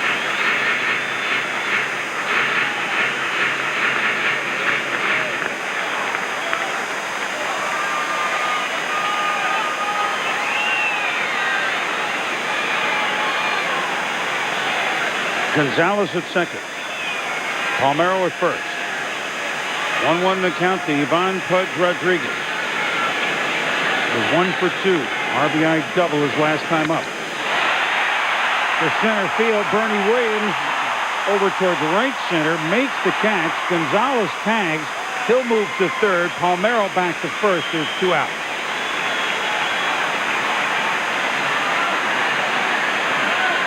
Got under it just a little much. He didn't miss it by that much, right? Yeah, he did, and he hit it the big part of the park there. The home run that Zill hit was around 370. This is about the 407 sign. Just a tad uppercut there. Good strong swing. Just got under the ball a little bit, and it carried out there about 380, but wrong part of the park.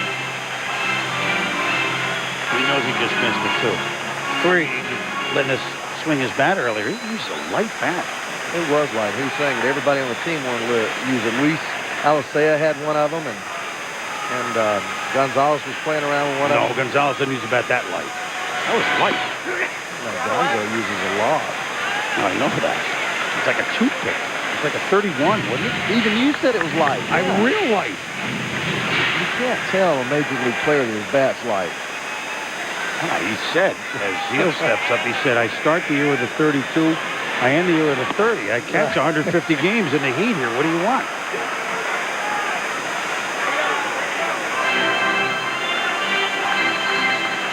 He needed 1 more ounce on that bat, I think. That's what he's upset about.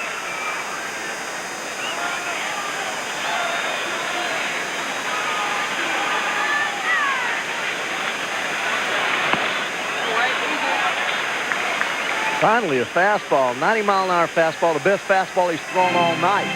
Dropped down and finally let one go after throwing all these breaking balls. But I noticed it 2 starts ago where he was throwing a lot of breaking balls in the middle of the game and works back to his fastball. 2-1 the count to Zeal, who homered in the 3rd inning. He fouls it away at 2-2. Zeal has homered and struck out against Hernandez, so you look for something in the middle here. Those are the two extremes. And he struck him out on a fastball inside after throwing him 5 breaking balls away, and Zeal got him after a 3-1 pitch was called a strike on the outside corner. So Duque came back with it, and Zeal deposited in the bleachers.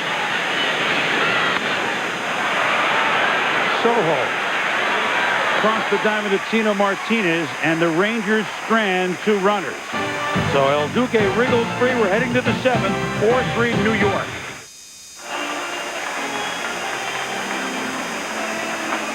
We have a few Yankee fans here in Texas. It's their stretch time as the Yankees have beaten the Rangers 6 straight. They're leading 4-3 here in the 7th inning, and the run for the Roses. You know spring is here. The first Saturday in May.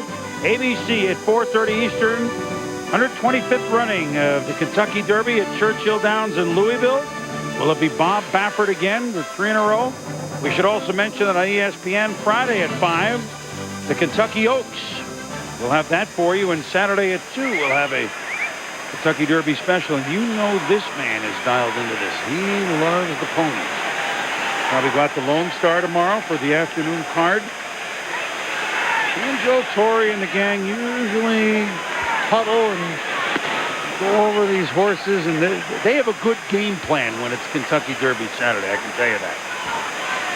I need to get my information after the game from those guys. They know more about it than I do. Chili Davis, Jorge Posada, Chad Curtis in the 7th inning. 7th inning for Mike Munoz, who had 3 ground ball outs and an impressive relief of Mark Clark the last inning there. Mike Munoz, one of 5 players in this game who has a name ending with a Z. All right, now that's not a big deal, but I'm going to set up something here. Munoz, Gonzalez, and Rodriguez for Texas. Tino Martinez and El Duque, Lando Hernandez for the Yankees.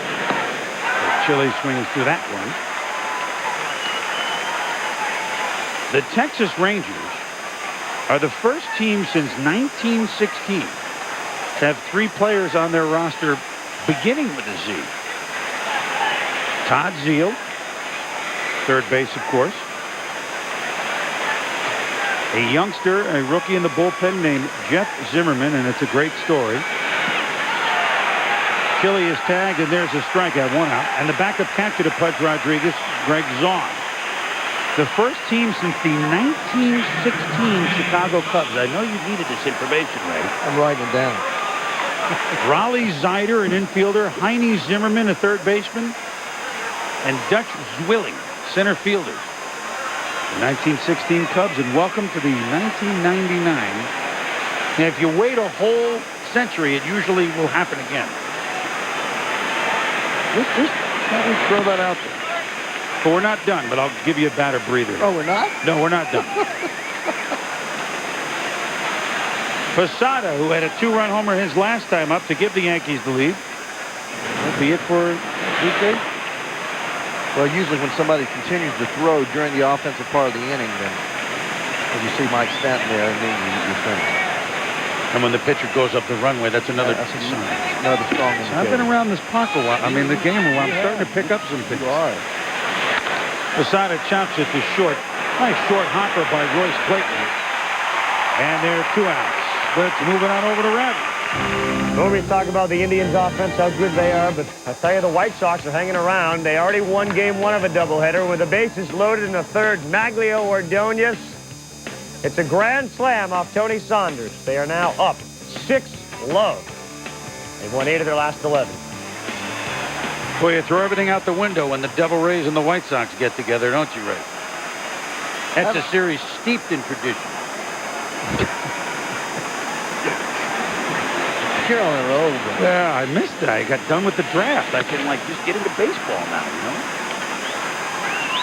There's 50 weeks till the next draft. I'm ready for it. Chad Curtis. Popped and foul ground to Zeal. Singled in the 5th and scored.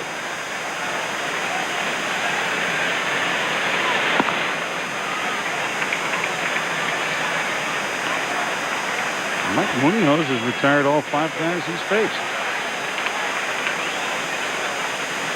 got off my roll there with the Z's. I'm afraid to do it with 2 outs because there's a clincher to all this. 3 Z's for the Rangers.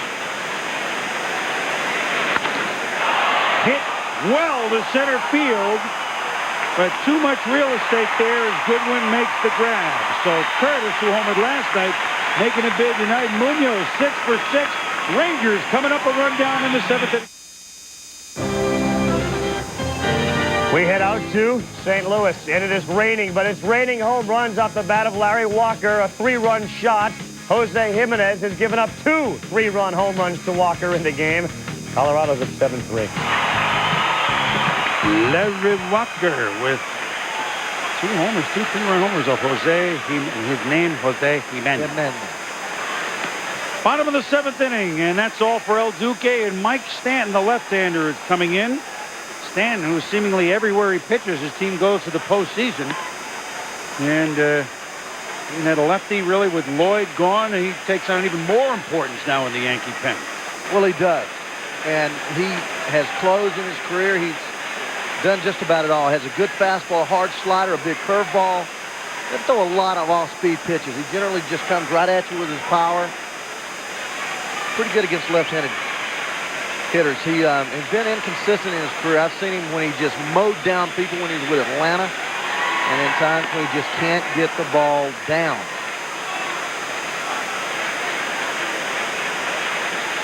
Lee Stevens, the left-hander batter, will lead off the bottom of the 7th for the Rangers, who want desperately to beat the Yankees in any way, shape, or form. Which gives us a chance to tell you that this copyrighted telecast is presented by authority of the Commissioner of Baseball, may not be reproduced or retransmitted in any way, shape, or form. And the accounts and descriptions of this game may not be disseminated in any way, shape, or form without express written consent. So there. We got that out of the way. Got it in. It's like the draft. We get it out of the way, now we can do baseball, right? Lee Cat Stevens. 7 home runs. RBI double tonight. And the ball rides the peace train out to left field for a base hit. The Rangers have the leadoff man on in the 7th. Just past the outstretched glove of Derek Jeter. So Stevens is 2 for 3 tonight. It's a great story, really. Although Don Zimmer doesn't think so right now, which we'll tell in a moment. Fastball up and in, just flips it out there.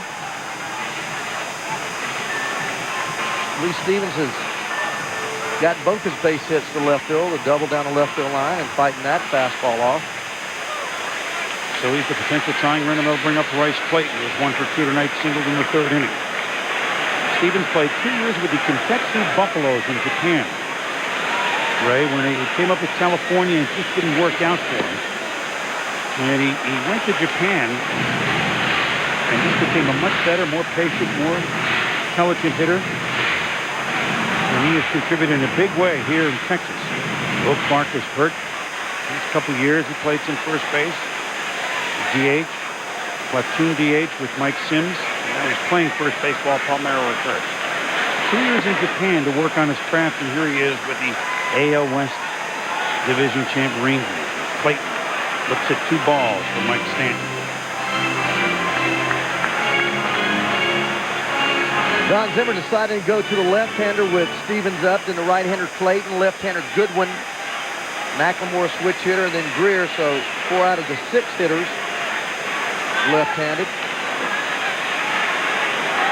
It doesn't matter whether you hit underhanded. He's got to throw a strike. Got to get the ball over. And that's been Stanton's problem throughout his career. Last year in 79 innings, only gave up 71 hits. As we look at Nelson in the bullpen, the year before, 66 innings, 50 hits, but gave up 34 walks in 66 innings in 97 and 26 last year. Past the diving Tito Martinez to right field. Stevens will be going into third base. O'Neal's throw cut off. Runners on the corners for the Rangers with none out here in the 7th. So the 8-9 hitters, Ray, setting the table for Texas.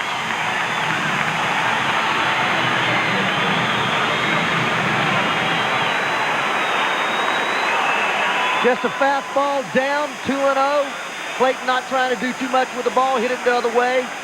reminded me of a lot of these Yankee hitters who make a living hitting the ball the opposite field. Most of the hits tonight coming the opposite way, including Zill's home run. Now, see if we get a pinch hitter here for... Yeah, we do.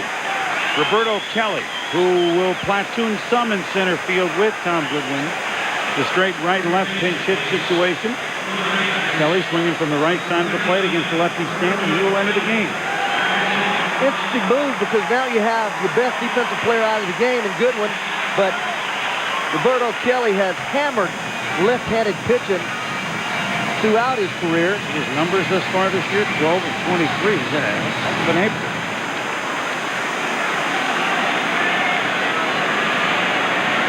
The Rangers blew a 5-run lead last night. They're trying to win after being down by 3 runs here tonight. This is where managing is fun, Chris. When you start talking about making decisions, you bring in, you pinch hit here for Goodwin. It leaves you in an ideal situation because you have a switch hitter, McLemore, hitting next, and you put the onus on Don Zimmer because you have a left-handed bat, Greer, so you don't want to take out Stanton here to turn him around. You don't want to take Stanton out because you bring in the right-hander to face Kelly. And you're staring at McLemore over there. You can go either way, and Greer, the left-hander, Gonzalez, it doesn't matter. So take the best defensive player out of the ballgame when you're down late in the game, produce offense. Ooh. Got that one up there. Kelly a little late on it. Bobby Kelly had him in Cincinnati. He really likes the ball down. He can hit the ball up to right field, but you can't throw the ball too low for him. Dead fastball hitter the opposite way, but doesn't strike out very much. He makes contact.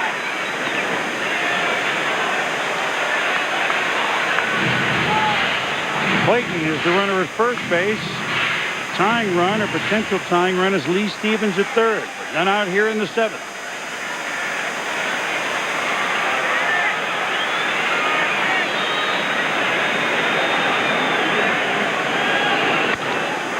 And a play. 1 and 2. Roberto Kelly's been traded for some, been involved. Well, one is the guy who's playing right field. He was traded for Paul O'Neill in the Yankees to Cincinnati when O'Neill came over here. I mean, that O'Neill, of course, has blossomed after that. Well, Roberto, if you remember, was center fielder for the Yankees, and they talked about him being a great, great young player, and he never really became the defensive player that they expected him to be. Well, they were hoping he would be what Bernie Williams has become. But he rips one against his old team. Stevens scores. We're tied. The throw into third. Safe is Clayton. Kelly moves up to second. 4-4.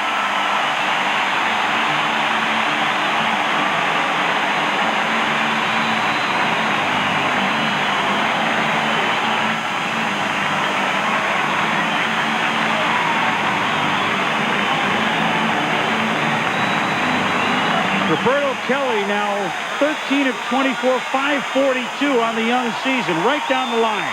Well, you're not going to strike him out there. He doesn't hit the ball that good, but he stays back on the ball, just gets a piece of the ball, hits it over the third baseman's head. Great play there by Curtis charging the ball, but Clayton going full tilt all the way from first to third, makes it into third, and enables Roberto to scamper on into second. That's a great play both ways. Offensively, running hard as you can from first. We're going to...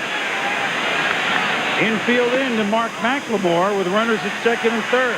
Still none out here in the 7th. This is a tough deal when you're managing right here. I don't know that you don't go ahead and put this runner on here and try to get a double play and keep the game close. When you put the infield in like this, you're creating a situation where you're going to blow the ball game open. One base hit now puts you ahead by 2 runs. I like to walk a guy and go ahead and let my left-hander face the next left-handed hitter, then bring my right-hander in to face Gonzalez, hoping that I get a double play. This is a tough deal for infielders here when you have to play on top of a hitter like this. Also creates that big space out there. You look at Rusty Greer.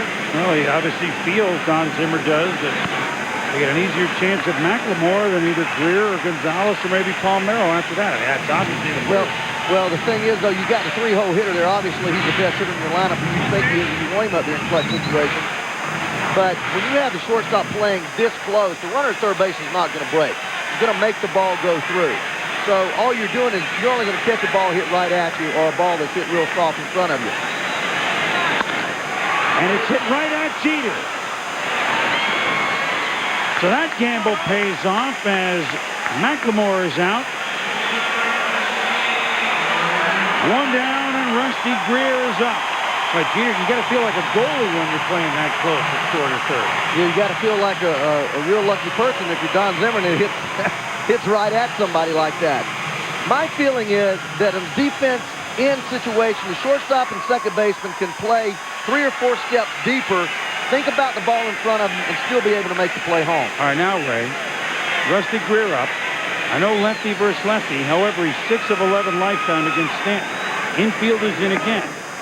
Well, I pulled the infield in with 1 out because of the fact that now they're going to go on ground ball contact. Any ball that's hit, they're going to go on ground ball contact, so you have to make the play at the plate. When there's nobody out, the runner in first and second, third are not going to go on contact. They're going to make the ball go through, so you can play infield halfway, and they're still not going to run. Breaking ball, misses outside, 2-0. 1 out, tie ball game, on the road. You want to be able to cut this runner down. The other choice here is to walk Greer and bring the right-hander in to pitch to Gonzalez, hoping you can get a double play, but Gonzalez does not hit the ball on the ground that often. So they do a lot of things differently in the American League, I'm telling you. Most of the time in the National League, you got a 3- and 4-hole hitter, you got a right-handed guy out there that's a single ball pitcher, first base open, tie and run, go ahead, run on third. You put the runner on base and try to make 1 pitch to get a guy out. And now with 3-0, they will complete the walk intentionally. And now the bases are loaded for the 2-time MVP of the American League, Juan Gonzalez. As the Yankees will huddle on the mound, Mel Stottlemyre making the walk.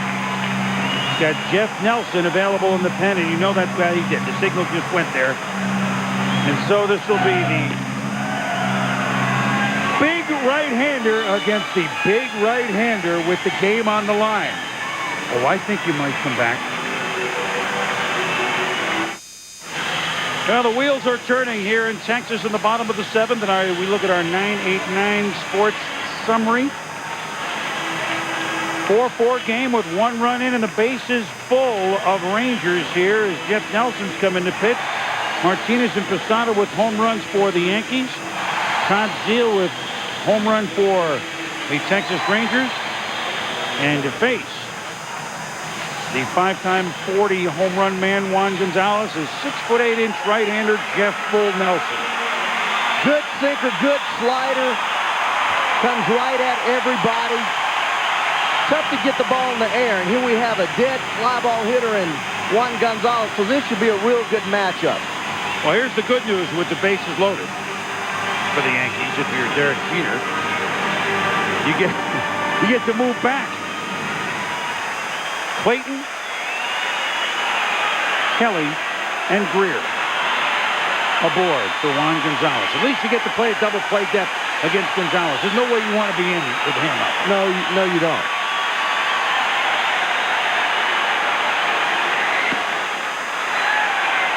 Little high, little outside, ball 1. Gonzalez tonight, sorry, Ray, 1 for 3, singled his last time up. No, I'm just going to say, buddy, this is a hitter's dream here. You come up there, a guy fresh out of bullpen, all the pressure on him. You've been in the game. You're looking for 1 ball in 1 area. Strike, 1-1. And that wasn't it. That was a strike, but it's not the pitch that Juan Gonzalez wants to hit. Last year we talked about him, or he actually promoted himself with all those runs he drove in it. That he drove in. We thought about Hack Wilson, the 190 RBI, so we know he can drive in a run. Outside, 2-1. And one thing I noticed about Juan over the years, he's gotten much more selective as a hitter with runners in scoring position. Early in his career, he would swing in everything. Right here, 2-1, you could throw any pitch. Split finger down, fastball up around his chin. He was going to swing at it. He made up his mind. When he was ahead in the count, he was going to swing the bat.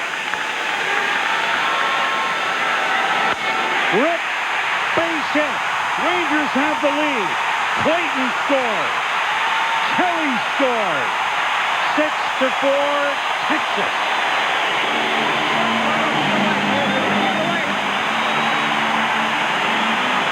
So the man who had the most RBIs in the American League in 49 years a year ago with 157, Juan Gonzalez, has done it to the Yankees.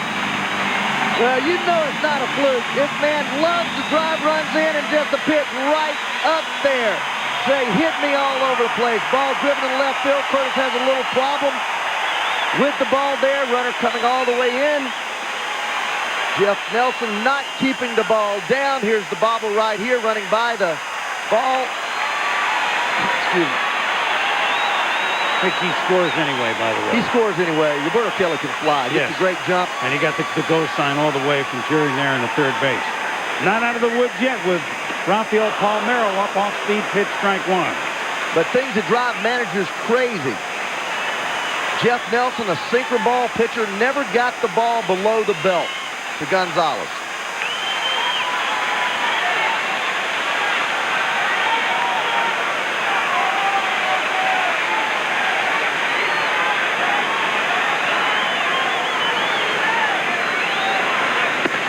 Inside, 1-1.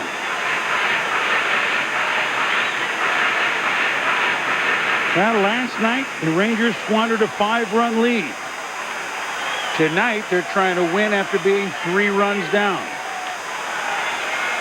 Mike Stanton did not provide relief. Faced 5 batters, 4 of them got on. Inside from Nelson to Palmeiro again, the count is 2-1. With Pudge Rodriguez on deck and 2 aboard. Kelly getting taped up to go into center field. Yeah, he didn't have to tape up the hit, but I don't get that.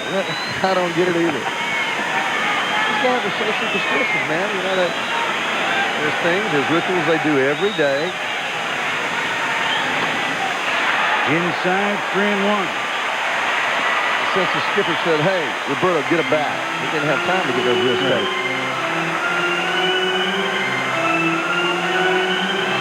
As you look at scores from around the majors, and the hockey scores coming as well.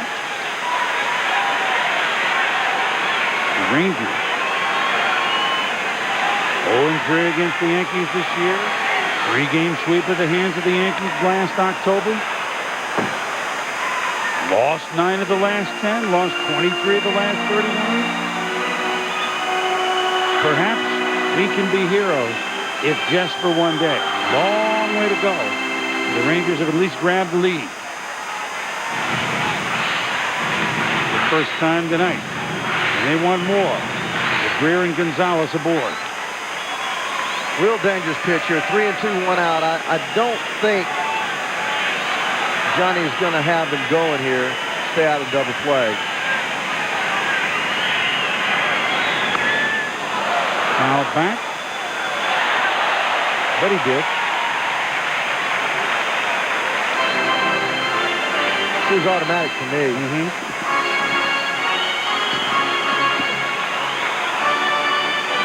Generally, you got a runner on first base, 3-1. Early in the game, Goodwin was over there, and Clayton was over there, and Johnny did not run. 3-1 count, with 1 out. Same situation, 3-2. He's going by what he feels. Pudge waiting to hit. Palmeiro up with a full count. Time called.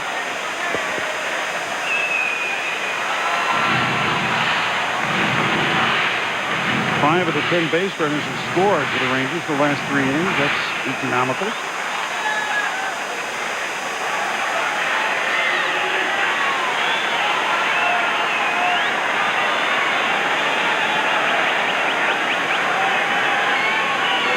Here they go again. Ball 4, bases loaded again.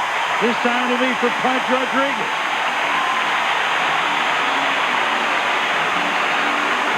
Second walk of the inning to go along with 4 Ranger hits and 3 Ranger runs. The 8th batter, Pudge Rodriguez, to the dismay of Don Zimmer.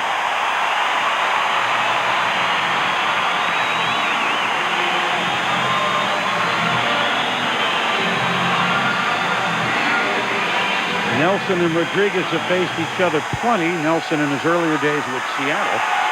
3 of 18 Pudge against Nelson. So those numbers start to maybe factor in after you have, double figures of appearances. Pudge is already tonight doubled and scored. He's 1 for 3.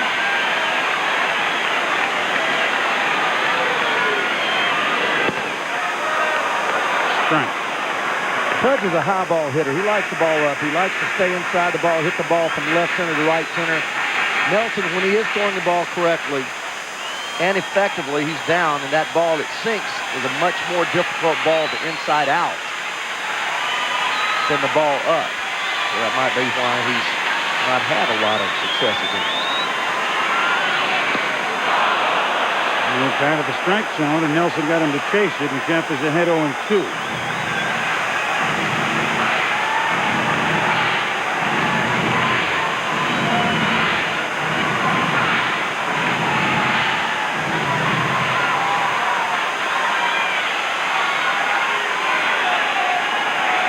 Rusty Greer, Juan Gonzalez, and Rafael Palmeiro, your base runners. Strike 3, even though the ball squirted away. So good pitching there by Nelson, and there's 2 outs.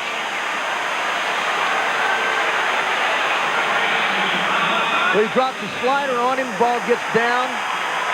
Just not a good pitch to hit. Really good block there by Posada. Hits off that right flat. Prevents a run from scoring. So the 9th man to come to the plate here in the 7th inning for Texas is Todd Zeile. He homered in the 3rd inning. He struck out and grounded 3rd. 3 runs home, 3 men on. And the Rangers keep it going.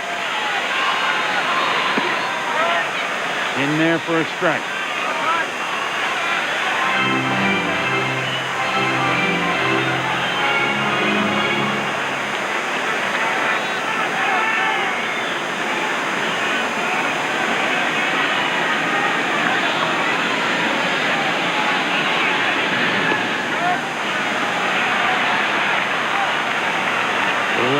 So Nelson, 5 straight strikes. Not too shabby. 6 slams is impressive. Very impressive. Not as impressive as Fernando Tatis last week. 2 in 1 inning.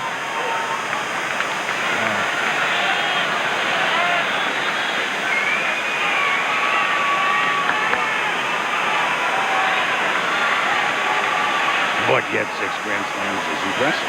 Anybody would take that. And he would take number 7 in a heartbeat. Little pull cue shot. Fair ball. Oh, this is big trouble. Greer scores. Gonzalez scores. Palmeiro stops at 3rd. 2 more home. 8-4 Texas.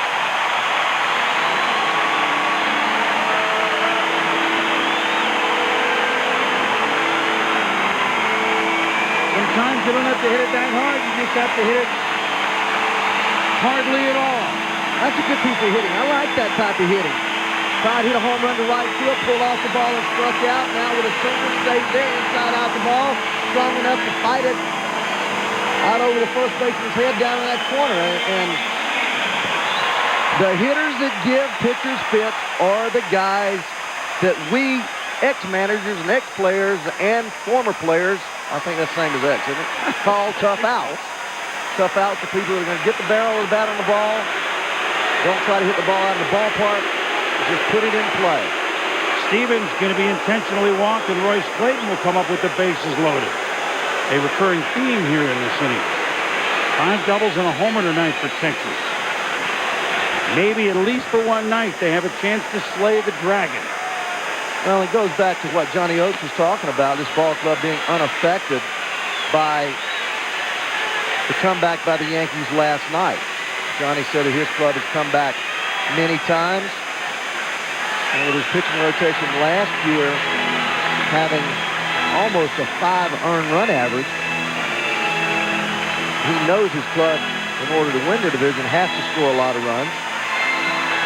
And they do. So the 11th Ranger to the plate is Royce Clayton. Ron Zimmer, Mel Stottlemyre, the Yankee brain trust, has seen the bullpen collapse. Hernandez is yanked. Stanton and Nelson have come in and have been torched. Third time this inning, the Rangers have the bases loaded. Palmeiro and Zeal and Stevens aboard now. Pitch misses to Royce Clayton. A little high and outside. Ball 1.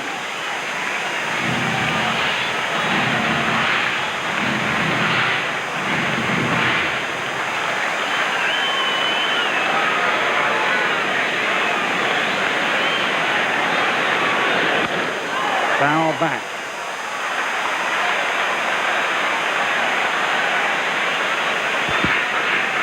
The crowd is loud, but you figure there'd be a party atmosphere. I mean, these are the Yankees, a team that has just slayed them. I mean, I'm not saying they're not excited nor are they supportive, but you figured it would be about a 15-minute roar, wouldn't you think, Ray? Maybe they just still fear the impending doom. They're holding their roar to that last out in the 9th inning. Yeah, they get another extra base hit here. They let loose then.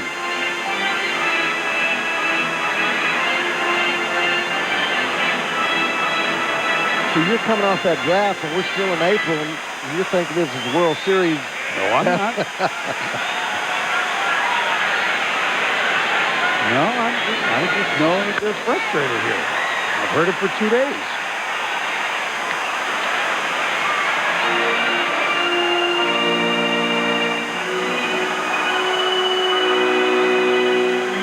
He's frustrated, although what a series he had in 96 with those 5 home runs.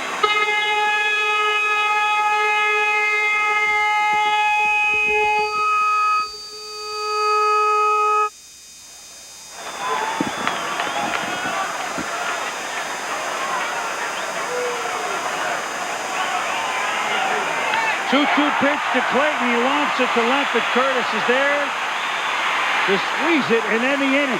But not until the Texas Rangers have come up with 5 here in the home half of the 7th. Moving to the 8th. Texas 8. The Yankees 4.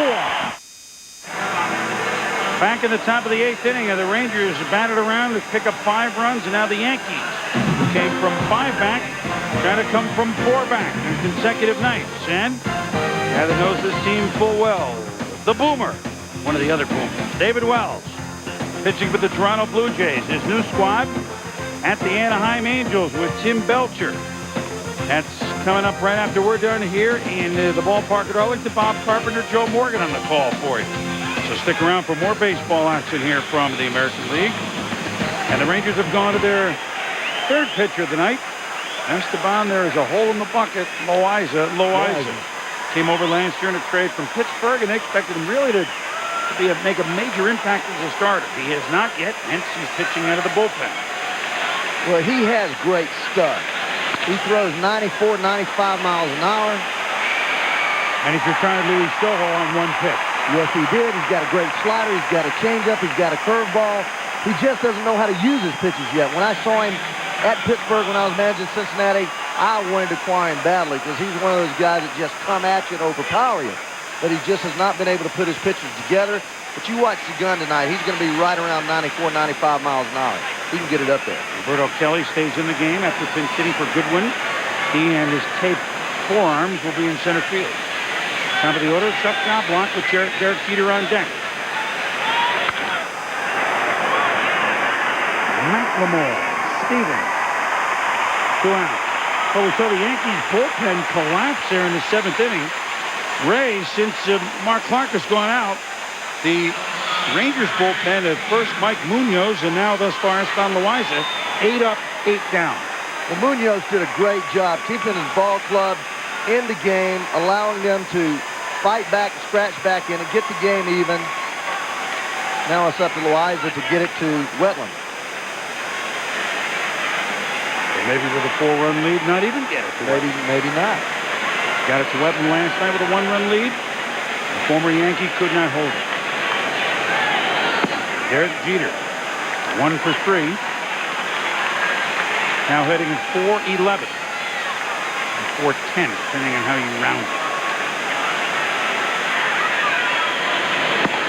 Willett Brown, did they round up or round down? Depends if you're home or away.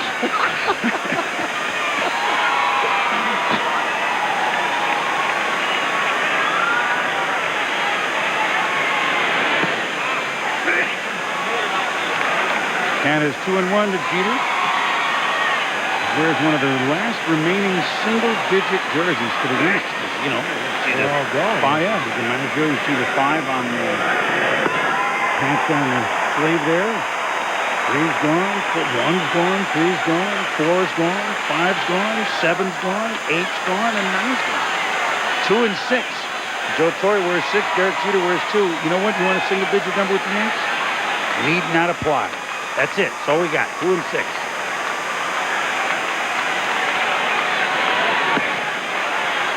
Full count to Jeter. See, there you go right there. 2-2 pitch. He throws an 80-mile-an-hour split finger, which is his 4th best pitch, as opposed to just going at him 2-2 with a 4-run lead. You've got to go get people 2-2. And he lost him. So Jeter is aboard. And we invite you to, when you're at your newsstand, to check out the latest edition of ESPN, the magazine, with Wayne Gretzky on the cover. Story on Derek Jeter inside that's great reading. Not only is he a budding star, well, he is a star already in baseball, he's a marvelous person. So you can read the story on Jeter and all about Wayne Gretzky and who's better than him in hockey. That's when you're at your newsstand. But the wheels are turning here in Texas as left-hander Eric Gunderson coming in relief when we come back. Father Rick, this is Peter Gammons calling you about the letter. I did not have the time or the lack of decency to ask Tony Gwynn to send you the kidney stone he passed in '97. But thanks for reading my column. Back at Arlington, the Goodyear key plays of the game. Down 4-3 in the 7th. Pinch hitter Roberto Kelly. Base hit. Tie game. Then with the bases loaded, Juan didn't going Gonzalez, but he put the Rangers up with a 2-run single. Todd Zeile followed with a 2-out, 2-run double, a 5-run 7th against the Yankee bullpen of Stanton and Nelson. And that's where we stand, 8-4. And the new pitcher for the Texas Rangers, one-time hum-baby lefty of Roger Craig with the Giants, Eric Gunderson. 17 hits allowed in 9 innings pitched. That's not a good number. But he's in to get 1 out. And it's Paul O'Neill with 2 outs and a runner at first base, Jeter, with a 4-run lead. He's in to face the lefty. And hopefully that, for Johnny Oates' mind, that'll be it. That's as far as Johnny's thought right now.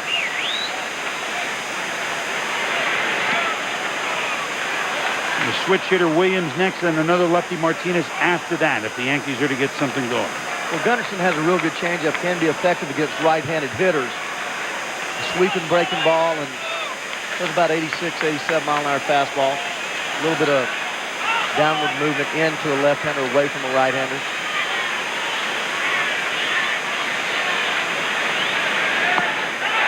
Good pitch to O'Neill. He swings and misses. 1-2. 83-mile-an-hour straight changeup. You see him grip it back in his glove, and O'Neill just not recognizing the speed of the pitch because of the arm speed is out in front of it. Tim Crabtree, right-hander in the bullpen, loosening up.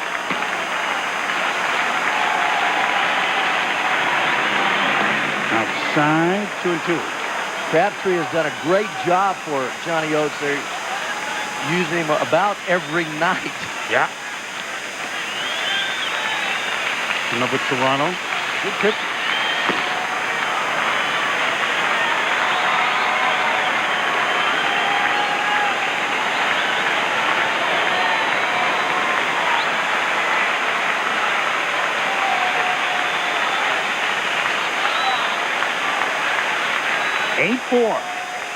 Texas after a 5-run 7th. Yankees trying to scratch back in it if they can. O'Neill to right center field. This could be a tweener. It is a tweener. Jeter's going to be sent around by Willie Randolph. Ball gets away from McLemore, which allows O'Neill to get in a foot race with the baseball. And he wins. It's an 8-5 game with a runner at third. I haven't seen that very often. Ball versus man. I've seen it one other time in Colorado. Where else? I'll tell you the story. Paul O'Neill is what makes him a great hitter. 2 strikes, left-handed pitcher, stays on the ball, drills at the right center field. Roberto makes a decent throw there, but Clayton not in line as the helper. Chris Sabo did that one time, and look, same situation, but the ball outran Chris, and he just ran right onto the third baseman. Third baseman was Charlie Hayes at that time. Charlie catches the ball and just tags Chris.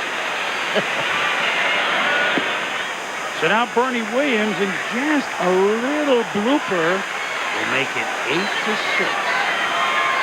Ghosts? What ghost? Well, they're relentless. I mean, this New York ball club, they believe they're going to win. They come to the ballpark expecting to win, and they play you 27 outs hard. But this Texas team, they've got so much firepower and a much improved bullpen. Much improved bullpen. I think Wise is going to be a big addition out there. Crabtree. Todd Zeal coming over last year. Yeah, he's had the 3 RBIs tonight. Home run, 2-run double. They hope it's not for naught. Bernie Williams to center field. Not quite enough gas. Roberto Kelly went back to the edge of the track. The Yankees pick up 1 to make it interesting at 8-5.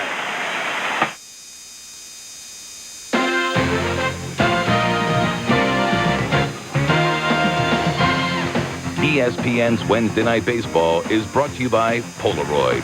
See what develops.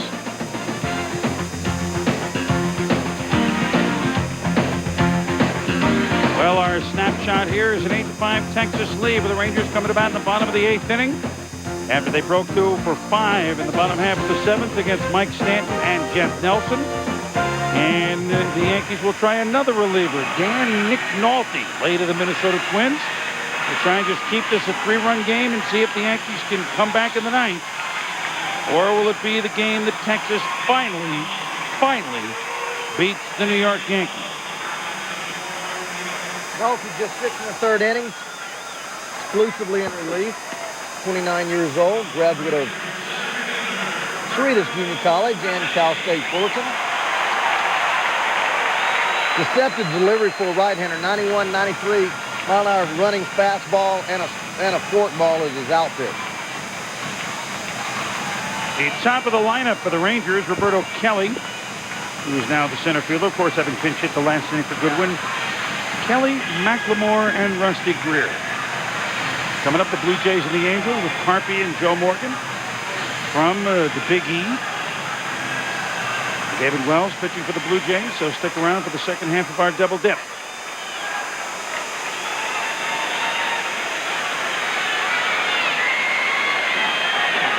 The Rocket Man, day to day, which of course when you're a starting pitcher isn't as critical as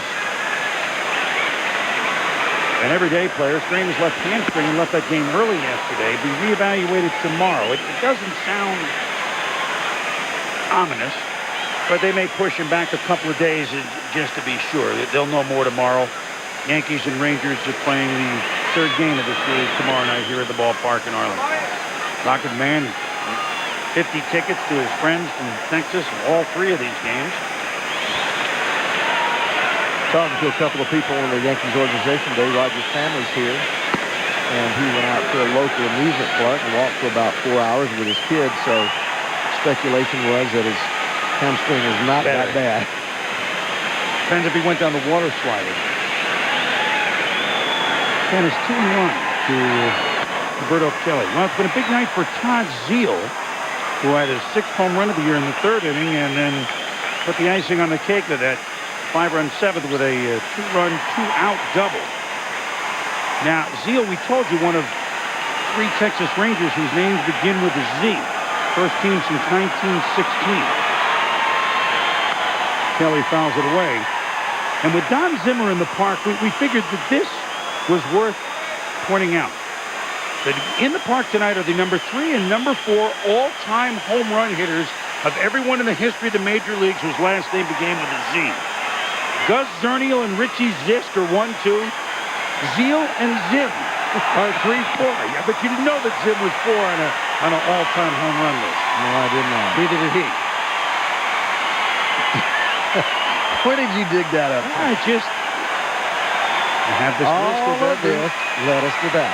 You're unbelievable. Oh, the draft is over. I can't have time for this now. And he rings Kelly up. A good pitch from Nolte. Kelly thought the call was a little bit naughty. Well, he starts the ball on the outside part of the plate. Mentioned the tail there. That ball's a little away, but I'm pretty much done talking about umpires, I think. What, they're going to run you up here? Oh, you know, it just gets to be old school. You see balls called that just aren't strikes. Mark McLemore looking for his first hit of the night. He's 0 for 4.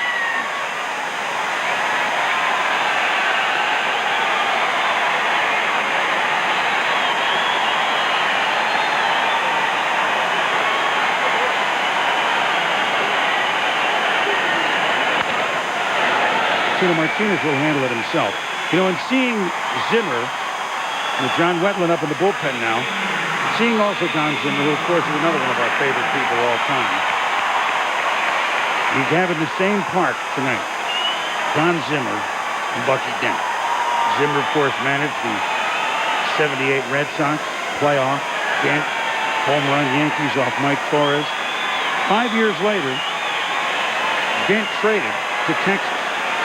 Zimmer, a member of the Yankees coaching staff. Zimmer rents Bucky Dent's house in the New York area since Dent doesn't need it. Dent says, Zimmer, I got new white shag carpet. Better not use the tobacco oil. Zimmer said every room he went into, there was a picture of that home run. He turned them all around. First thing he did was he turned them all around. But, you know, he rented his house, so no hard feelings, and there's exchanged pleasantries. One of the most famous days in baseball. The Red Sox falling to Bucky Dent and his home run at Fenway on a Monday afternoon in the 78 playoffs. One-game playoff for the American League. Rented his house. You like that story? I like that story. Now brought to Martinez. Rusty Greer is gone, and we head to the 9th inning. Can the Texas Rangers finally bust through? The ball will be in the hand of John Wetland to get the job done. Welcome back, everyone. Padres and the Mets. Mike Piazza 0 for his previous 8. Left 7 on last night. They'll all forget about that after he goes deep. Typical Mike Piazza home run. That gives them a 4-3 victory over the Pods in the 9th. Coming up next, you will see David Wells. He'll have to deal with Movan, the Blue Jays, and the Angels on Wednesday Night Baseball. That comes your way next. Stay tuned, everyone. All right, Carl, thank you. 8-5, the Rangers lead the Yankees here in Arlington, with the fans knowing that in 1996, the first ever trip for the Rangers to the postseason, it was the Yankees who knocked them out 3-1. And the series really could have gone either way. Juan Gonzalez had the 5 home runs to set records, but the Yankees moved on and, of course, won the World Series.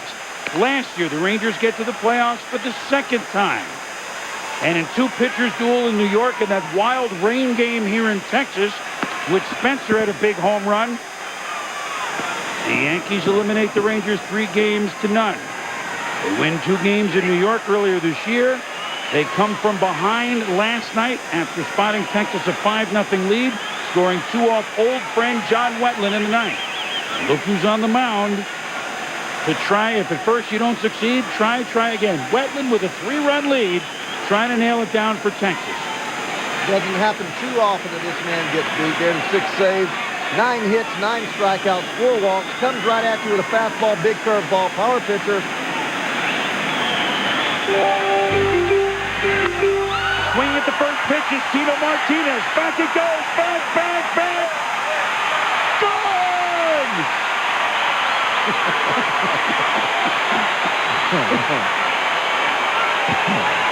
So we put up those numbers again? See, you know, you've been in that Boston area so long that you think that there's a hit in everything. Tito Martinez, second home run of the night. Just his third of the year. And they played Please Don't Fear the Reaper when Wetland came in? I think not. Fastball right down the heart of the plate. That's what he's going to throw you when he's ahead 3 runs. That's one thing that Johnny Wetland has always done, and I think maybe has been, I mean, he's been a great closer, but one thing that he always tries to do is come in and get right ahead of you. And with a 3-run lead, he's not going to try to walk anybody. This year, 4 walks. Never been a guy that has walked very many people. But he's going to come right at you and throw his best stuff and say, you get me or I'm going to get you. And last night they got him, and they're still getting him. Chili Davis, third on the all-time switch hitting list for home runs. Mantle, Murray, Chili. Where's Reggie Smith in that area? Reggie is 4th, I think. Chili had the sacrifice fly last night that won it.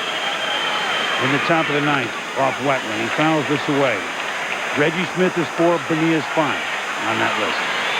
Chili has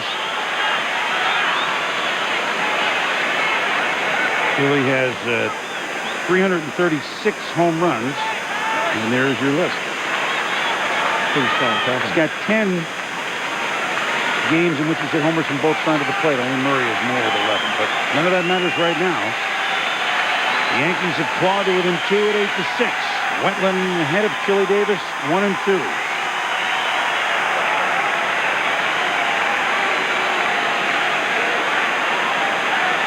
Wetland, who recorded the final out when the Yankees won the World Series in '96 for the Yankees, came to Texas after that.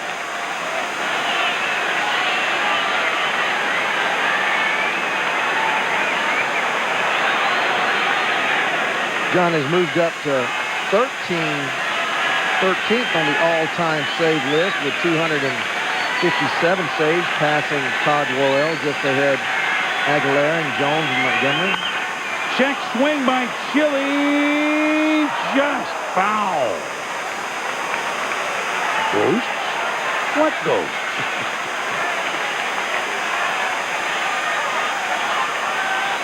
Over the last 7 years, as we check this replay here of this fastball. What, bud? Just didn't miss by that much, Ray. Oh, it didn't. About 4 feet. Yeah, it's a curve at the end. All right, that was safely foul, right? About 4 feet. Chili is 1 for 3, singled and scored in 6.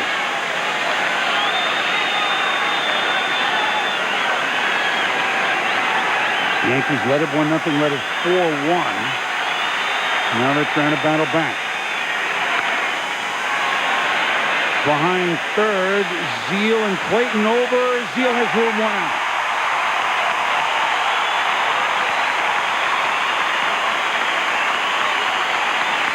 So Chili is gone, and that'll bring up Jorge Posada. All fastballs, fastball up, fouls it off. Todd Zeal right there within 1 step of going into the stands. Fans smartly leave the ball alone. Would probably just say, hey, you got a lot of room. You're all right, you're all right. Jorge Posada. The great thing about April is you can get 1 home run and raise your average about 20 points, as he did. And Posada homered a 2-run shot in the 5th inning. Posada, then Chad Curtis. Show you how few saves Johnny Wetland blows in the 90s, from 92 to 98, through last year's season. Only Randy Myers has a better save percentage. Johnny saving 85%, 252 of the 298 games that he's entered. That's pretty strong. And a reliever of his magnitude, he just has to block out what happened last night totally. And he does. And he does. You live day to day as a closer. So Howard, he's going to live to face the tying run here in the top of the ninth inning. Jorge Posada, who came into the game hitting barely above the interstate at 129, has his second hit of the night. And Chad Curtis will step up the potential tying run. Now these guys do not go quietly, Ray.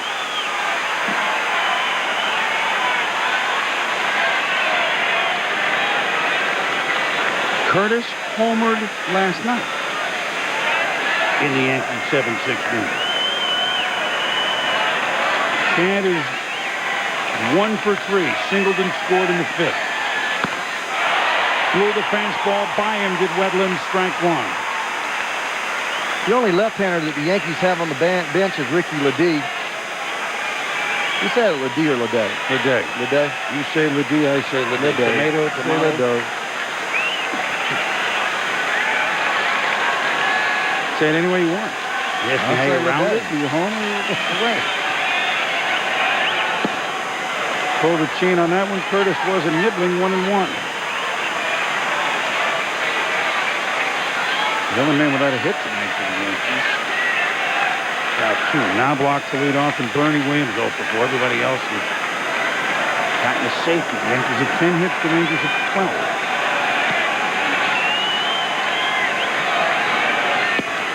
This game started out like we were double parked outside the stadium. We went to about 4 innings in about an hour. But then the bats got going. 14 runs later, here we are as Wetland gets the strike on this pitch, Ray. This is a borderline pitch there. Ball, certainly Curtis thinks it's down.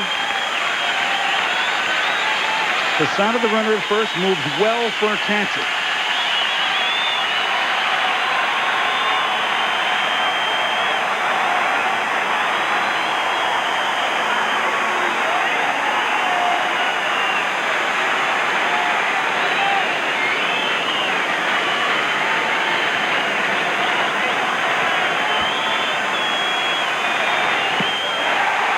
Him out.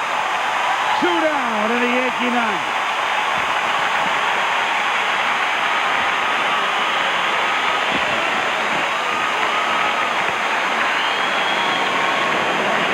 Hard slider here. 85-mile-an-hour slider from John Wetland, featuring mainly fastballs and curveballs. Come back with a hard slider. And there, Curtis loses his handle of the bat. Luis Sojo due up, but it looks like we will have a pinch hitter. And you get to pronounce it, Ray. Ricky Ledee. Will it be a hard Ledee's night?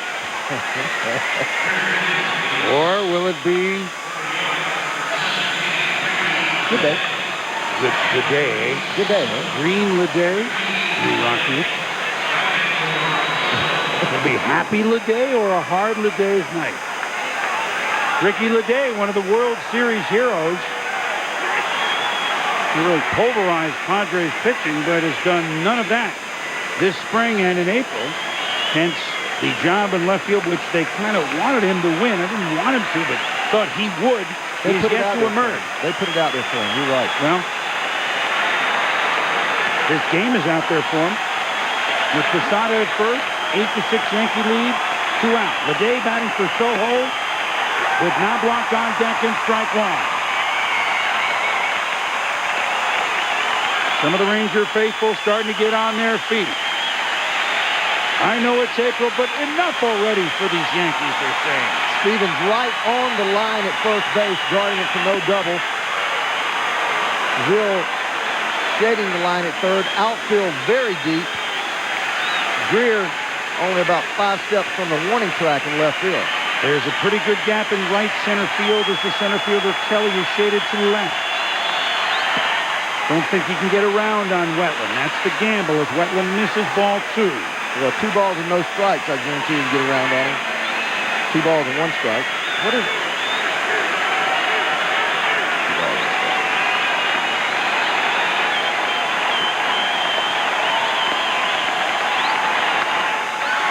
well to left field, but right at Rusty Greer. And a sigh of elation and a sigh of relief from the Ranger fans. Texas has beaten the Yankees, snapping a 6-game losing streak to the Pinstripers. The Rangers come from 3 runs down to win it 8-6. A reminder that Toronto at Anaheim with Bob Carpenter and Joe Morgan coming up next. This has been a presentation of ESPN, the worldwide leader in sports. For more, log on to ESPN.com, part of the Go Network, go.com. For Ray Knight and all of us here in Texas, I'm Chris Berman. Thanks for watching. It was fun. More baseball coming up from Anaheim